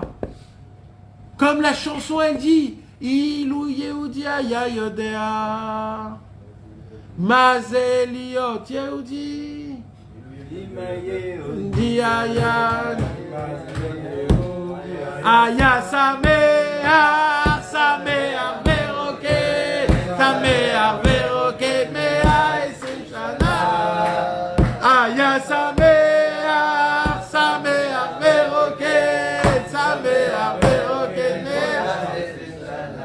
a chanté comme des zombies. C'est pas grave, mais au moins on a chanté. De l'endroit là où on est, du monde là où on a quand même chanté, dansé. Mes amis, Mehmet, excusez-moi d'un peu de remontrance que je vous donne, c'est pas de la remontrance Razvé Shalom. C'est des paroles entre amis, des sirat traverim qu'on essaye de se renforcer, de se rendre chaleureux, de s'entraider, de vous ramener un petit peu à la... Moi, mon travail, ce que j'essaye de faire, c'est de vous faire goûter, entre autres, le vrai Breslev, le vrai, l'authentique. Parce que c'est très dur de goûter aujourd'hui. Pas parce que moi je suis comme ça, malheureusement, je suis pas du tout là-bas. Ne vous faites pas du tout d'idées ou de derrière-idées. Je ne suis pas du tout. Mais j'ai vu des grands. Et mon rêve, c'est d'être comme eux. Et mon rêve, c'est que vous, pas vous croyez que Breslev, c'est ce que vous croyez que c'est. C'est quelque chose d'autre, Rabbeinu. Rabbeinu, c'est une autre chose, c'est une autre vérité, c'est une authenticité, c'est une pureté, c'est un lavage, c'est beau, c'est éclairant. Et là, on va commencer à lire la Sikha du Sifat Torah. Alors, juste, j'ai pas eu la réponse par rapport à ma question. C'est quoi ta question? Pardon. C'était de savoir le fait de sur l'eau, qu'on se met des pierres. Alors, tu as posé une question, si c'est comme ça, il faudrait quoi? Que pendant 1 heure dans mon nid de body doute, je dis c'est à cause de moi, c'est à cause de moi, c'est à cause de moi, c'est à cause de moi. Je ne sais pas dans mon azout avec ça. Alors, en mettant des pierres sur le dos. Alors, Vadaï, il faut que tu comprennes que c'est à cause de toi. Jusqu'au moment où tu comprends qu'il faut que tu te réveilles et que tu te lèves de ta place. Tu sais, il y a un monsieur, il est là assis, il boude. Il y a un moment, il faut que tu te lèves et que tu arrêtes de bouder. Akadosh Baruch Hu, il dit une chose. Au moment où tu as compris, Béhémet, que c'est à cause de toi, sors de l'endroit là où tu es et renforce-toi après. Mais comprends que c'est à cause de toi, Béhémet. C'est pas rester, pas stagner là-bas. Il faut vraiment que tu Nahon, je vais te donner un exemple. Quand un homme, il a des tlounotes, comment on dit des tlounotes? Il a des plaintes contre sa femme. Elle est comme ça, elle est comme ça, elle est comme ça, elle est comme ça, elle m'énerve. Alors il y a un homme qui vient, il dit bon, il va faire le tzaddik, il va aller dans la forêt, il va dire ouais Hachem, j'en peux plus, c'est quoi cette femme? Elle m'énerve, etc. Elle me rend fou, j'en peux plus. Là il fait quoi? Il est triste, il est béhéouche, il est mauvais, il est pas bien. Rabbeinu il dit d'abord calme-toi. Tout ce que tu vois chez les autres, c'est ton reflet. Tu ne peux pas détecter quelque chose que toi tu n'es pas. Donc tout ce que tu as détecté. Tout le monde, tout le monde. Les enfants, les copains, le boss, tout le monde. Ouais. Tu ne peux pas détecter. C'est le Baal Shem Tov qui dit ça. Tu ne peux pas détecter quelque chose qui n'est pas en toi. Il dit le Baal Shem Tov comme ça. Quand tu vois tout le monde et tu dis waouh, ils sont tous beaux, ils sont tous bien, ils sont tous. C'est la preuve que toi aussi tu te regardes comme ça. Par contre, quand tu regardes tout le monde et que tout le monde t'énerve et que tu as toujours quelque chose à dire sur quelqu'un, il dit le Baal Shem Tov, désolé de te le dire, tu te regardes de cette même façon. Voilà. Donc, il y a déjà une chose, c'est un travail. Hachem, donne-moi la vraie vision. De ne pas m'emballer comme le monde. Altit, nous, Léaolam, ne laisse pas le monde t'embrouiller. Quand je rentre chez moi, je crois que c'est ma femme qui est en problème. Mais je sais que l'unique problème, c'est moi, c'est ma shmirat abrit. Je ne garde pas mes yeux, je ne garde pas de ma bouche, je ne fais pas mon chatzot, je ne fais pas une bonne doute, je suis rempli de gava, je ne donne pas le maaser, je ne fais pas arnazatorri, je ne voyage pas chez le tzaddik. C'est moi le fauteur, c'est moi, je regarde mes problèmes. Fais-moi comprendre qu'en fait, je regarde mes problèmes. Et si les autres, ils ont un problème, eh ben, je te prie de les enlever leurs problèmes. Mais moi, enlève-moi mes problèmes, mes virus. C'est comme quelqu'un qui, quand il se réveille le matin, il a des trucs dans ses yeux. Il croit qu'en fait, il y a du brouillard dans la maison. Mais c'est pas du brouillard. Va te nettoyer les yeux, tu verras que tu vois bien. Quelqu'un qui a des lunettes qui sont sales, il croit que tout est sale. C'est faux, nettoie tes lunettes. Il te voit des doutes, ça te remet à ta place. Donc c'est pas... Il te des doutes 1 heure de Lev Nishbar en train de pleurer. C'est pas ça. Parce qu'on voit dans quoi? On voit dans l'Likutei Moharan, Torah 54, Ou Rabbeinu, il te dit là-bas aussi que Hikbo des doutes, c'est aussi de se trouver des points positifs, de se juger positivement, de ne pas regarder le mal, après que tu as compris combien tu es mal. Après que tu as compris que c'est ta faute. Après que tu as compris que c'est toi l'unique. Comment on dit? Après, là, tu dis, j'ai plein de points positifs. Baruch Hashem, merci, Toda Rabba. Tu ne regardes plus le mal. Bien sûr, tu demandes pardon, mais tu ne regardes plus le mal. Il dit Rabbeinu, et termine avec les Nekudot Tovot, avec la Simcha. Maintenant, Sira numéro 231. Vous vous rappelez, c'était quoi la Sira numéro 230? La Sira numéro 230, c'était d'être toujours en éveil. Vous vous rappelez d'être toujours en éveil? Ça veut dire quoi d'être toujours en éveil? Rabbeinu, il a dit, moi je veux que vous soyez des gens, que dès qu'on vous parle de quelque chose, tout de suite, vous êtes chaud, vous êtes dedans, etc. Là, Rabbi Nathan, il va raconter une histoire, c'est-à-dire la Sira, Mamash, encore une fois, comment ça s'est passé cette chose-là? Vas-y, Bechavod. Un élève de Rabbeinu lui demanda une fois, quelle est la différence entre avoir le cœur brisé et être triste? Grande question. Alors Rabbeinu lui répondit, lorsqu'un homme a le cœur brisé, il peut se tourner vers Dieu et dire, Ribono Shel Olam, maître du monde, même lorsqu'il se trouve parmi les gens. Il s'exclame à lui-même, maître du monde, avec un grand éveil, et en levant ses mains comme il en avait toujours l'habitude. Rabbeinu, il a répondu à l'homme, c'est quoi la différence entre un cœur brisé et une tristesse? Il a dit, tu sais ce que c'est un cœur brisé? C'est au moment où on te parle, il a la possibilité même d'être assis devant tout le monde en plein... Et d'un coup, tu lui as parlé de Hikbo des doutes. Oh là là, il s'est rappelé d'Hachem, de la forêt. Ribono Shel Olam, Ribono Shel Olam. Et en plein milieu que Rabbeinu, il a dit ça, il s'est réveillé lui-même. Et lui-même, d'un coup, il s'est retourné, il a dit Ribono Shel Olam. Il s'est tout de suite éveillé. Ça veut dire quoi? Ça veut dire que j'ai pas encore perdu le Yehush. J'ai pas encore perdu, j'ai pas désespéré. Je sais combien je suis mal, combien je suis tombé, combien je suis brisé, combien je suis cassé. Je sais que c'est de ma faute. Mais pas je le sais que c'est de ma faute à cause de toi. C'est toi le problème. C'est toi le fautif. C'est moi. Pas moi. Avec toute ma neshama à cause de moi. Non. Il y a moi et Hachem. Comme un jour, un chidouche de Rabbeinu. C'est beau parce que là, c'est un exemple. C'est un exemple qu'on peut voir la grandeur de Rabbeinu. Ce chidouche que je vais vous dire là maintenant, il est écrit dans plein de livres du Baal Shem Tov, des chassidim du Baal Shem Tov. Rabbi Pinchas Mikoritz, le Noam Elimelech, ils ont dit ce même chidouche. Mais Rabbeinu, il a dit ce chidouche là avec sa façon à lui. Et là, tu vois comment c'est Rabbeinu. Un jour, Rabbi Yudel, l'élève de Rabbeinu, rentre chez Rabbeinu. Et Rabbeinu, qu'est-ce qu'il fait? Il dit à Rabbi Yudel, son élève, vous savez que Rabbi Yudel, mes amis, c'était un admour. C'était un dirigeant. Il avait une yeshiva, il avait des élèves. C'était un admour, mamash, c'était un dirigeant. Et lui, il s'est rapproché de Rabbeinu, il a tout jeté. La yeshiva, les élèves, il a tout jeté. Tous ses élèves, ils sont devenus les élèves de Rabbeinu. Il s'est annulé complètement, totalement à Rabbeinu. Pas comme Rabbi Nathan, mais totalement, il s'est annulé, mamash. Et Rabbi Yudel était l'élève de Rabbi Pinchas de Koritz. C'est qui Rabbi Pinchas Mikoritz? C'était le copain du Baal Shem Tov. Un géant. Rabbeinu, il a dit que Rabbi Pinchas Mikoritz, il y avait un moment où dans le monde, c'était lui le tzadikador.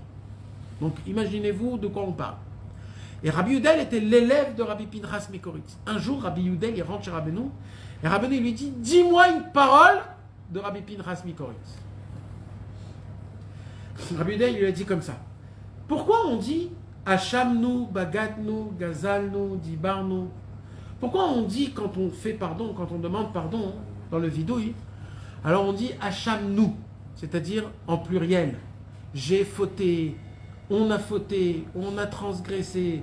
Hachamnu, Bagadnu, Gazalnu. Normalement, il faudrait dire Hachamti, Bagadeti, Gazalti. Pourquoi on dit Hachamnu en équipe? Alors Rabbi Pinchas Mikoritz, il pose la question et il répond. Parce que quand j'ai fauté moi avec Hachem. Donc quand je dis Hachem nous, c'est je demande pardon à Hachem de le faire rentrer là-dedans, parce que quelque part, quand moi je faute, je l'amène avec moi. Donc Hachem, nous, moi et Hachem. Moi et Hachem. Moi et Hachem. C'est énorme. Comment on peut dire une chose pareille? Si Rabbi Pinchas Mikoritz, lui-même, il a dit, alors on peut rien dire. Rabbeinu, il a dit, je vais le dire de ma façon. Vaïgash elav Yehuda, Vayomer, Bi Adoni. Vaïgash elav Yehuda, quand un Yehudi nigash la Hachem, quand un juif, il se présente devant un Kadosh Baruch Hu en demandant pardon à Hachem. Hachem, il lui dit, non, c'est pas toi, c'est moi. Vayomer elav Bi Adoni. C'est moi qui t'a fait faire fauter.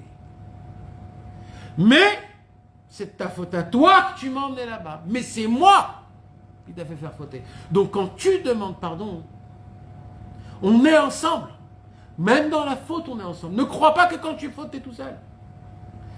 Quand Rabbeinu, il a dit son chidouche, c'est plus pointilleux que ce qu'il a dit Rabbi Pinchas Mikoritz. Maintenant, plein de chassidim, ils ont dit plus ou moins la même chose. Mais Rabbeinu, comment il le dit, c'est encore plus fort. C'est que quand un juif, il vient devant Hachem, il se dit pardon Hachem, il dit Rabbeinu, ne crois pas que quand tu as fauté, je suis parti de toi. Ne crois pas que quand tu as fauté, je n'étais pas là. Toi, tu viens, tu me racontes comme si je n'étais pas là. Vayomer elav Bi Adoni. C'est moi qui t'ai donné de la force pour fauter. C'est moi qui t'ai mis là-bas. J'étais avec toi. Tu dois me demander pardon parce que tu m'as emmené là-bas. Mais ne crois pas que je t'ai laissé là-bas tout seul. J'étais avec toi, je suis tout le temps avec toi. Le message de Rabbeinu, il est beaucoup plus fort. Il est fin, il est puissant. Il rentre dans ton cœur. Tu n'es pas tout seul, tu es toujours là. Et c'est ça que Rabbeinu, il voulait. Qu'est-ce qu'il nous apprend, cette sira? Elle nous apprend quoi? C'est quoi? C'est juste un exemple que Rabbeinu, il était tout le temps en éveil. Non, mes amis. Rabbeinu, il nous apprend que même Rabbeinu, lui, le plus grand des tzadikim qu'il y avait à l'époque, qu'il a atteint des perceptions et qu'il a atteint des niveaux, même Rabbeinu, il était en Lev Nishbar. Rabbeinu, il était en Lev... Rabbi Nathan, il écrit, on n'a pas le droit d'apprendre de Rabbeinu le Inyan de la Simcha. Comme ça, il dit, mais fourrage, Rabbi Nathan. Parce que quand on voyait Rabbeinu, il n'avait pas une figure de Simcha Rabbeinu. Il était très sérieux, Rabbeinu. Très, très, très sérieux. Alors, Rabbi Nathan, il a dit, n'apprenez pas de Rabbeinu. Pourquoi? Parce que Rabbeinu, il a dit comme ça, il est en combat et il fait que de conquérir des mondes et des mondes. Donc il est pris, il est dans un monde, Rabbeinu, il est dans des mondes. Par contre, si on veut apprendre à la Simcha, c'est de son élève, Rabbi Nathan. Rabbi Nathan était tout rouge. Il sautait, il galopait. Ah, comment ça va les gens? Il était là. Ça oui. Parce que Rabbi Nathan, il a compris c'est quoi la Simcha que Rabbeinu lui a appris. La Simcha Behemet, mes amis, il faut savoir que c'est quelque chose qui est c'est pas juste une belle parole. Mais Rabbeinu, il voulait nous apprendre que même Rabbeinu, il était en Lev Nishbar. Lev Nishbar de quoi? Rabbeinu, il a atteint tout. Il a tué son Yetzer Hara. Il a dévoilé le Tikkun HaKlali. Il a dévoilé 400 Torot. Il a tout fait comme il faut. Quel Nishbar?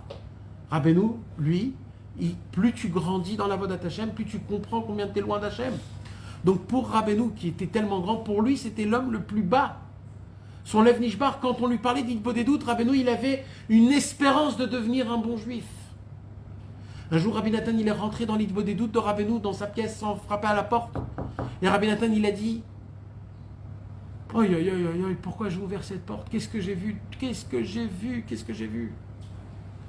Il a vu Rabbeinu allongé sur son ventre, par terre, en train de supplier Hachem, en disant dans son Ilbo des doutes, Ribono shel olam, Zakeni liot Yehudi. Rabbeinu, pas Zakeni le Sagot, Elokut. Non, je veux être un juif. Parce que même Rabbeinu, c'est ça la grandeur de Rabbeinu, c'est combien il était grand. Il arrivait à descendre au plus bas. Et nous, on doit être tout le temps en éveillance. En éveillance, mes amis. Bezrat Hashem, le travail de la semaine. Maintenant qu'on est après Tisha B'Av. Maintenant qu'on va rentrer dans Shabbat Nachamu. Nachamu, Nachamu, Ami, Yomar, Elohechem. On rentre dans 7 semaines de consolation. Les 7 semaines qui vont venir, on va lire 7 semaines, 7 haftarot, des haftarot où les prophètes vont nous consoler. Et nous, ça sera dur pour nous de recevoir les consolations. Parce qu'on ne veut pas être consolé. Pourquoi on ne veut pas être consolé? Parce qu'on est triste et on est désespéré. Donc on remet la faute. Donc on aime, on veut rester dans cette tristesse. Ces 7 semaines-là, mes amis, jusqu'à Rosh Hashanah, c'est des semaines où les tzadikim viennent nous aider si on veut faire teshuva, si on veut entendre des paroles de consolation, si on veut être consolé. C'est des semaines, Nachamu, Nachamu, Ami. Le tzadik qui vient, il dit, je vous console. Et pendant ces semaines-là, on doit être en mode de simcha, 23 heures sur 24. Et d'être 1 heure en Lev Nishbar. Venez, on essaye, mes amis, jusqu'à la semaine prochaine, de s'efforcer d'être Bessimcha pour pouvoir faire Lev Nishbar 1 heure dans l'Hitbod Edut. Et on pourrait essayer de goûter le Lev Nishbar de l'Hitbod Edut, c'est-à-dire de comprendre que c'est ma faute et pas la faute d'Hachem. C'est pas la faute d'Hachem, c'est moi qui ai mis Hachem dans ma situation, mais c'est moi le seul fautif. Malgré, encore une fois, comme je l'expliquais, que ça vient d'Hachem, mais c'est toujours moi, Alpi Pshat, le fautif. Donc je te demande pardon, mais comme c'est aussi toi, donc toi tu peux me sortir de là-bas, et je vais regarder mes points positifs, et je vais que m'attacher aux points positifs, et je vais être Bessimcha toute la journée, parce que je suis zoré d'avoir une kippa, des titis, de mettre les téfilines, de dire Amen, de dire Baruch Hu Baruch Shemo. Rien que pour ça, ça vaut la peine de tout. Bezrat Hashem Yitbarach, B'zchut Rabbeinu HaKadosh, B'zchut Kol HaTzadikim, Yehi Ratzon, Sheniske Lekol Ze Bezrat Hashem.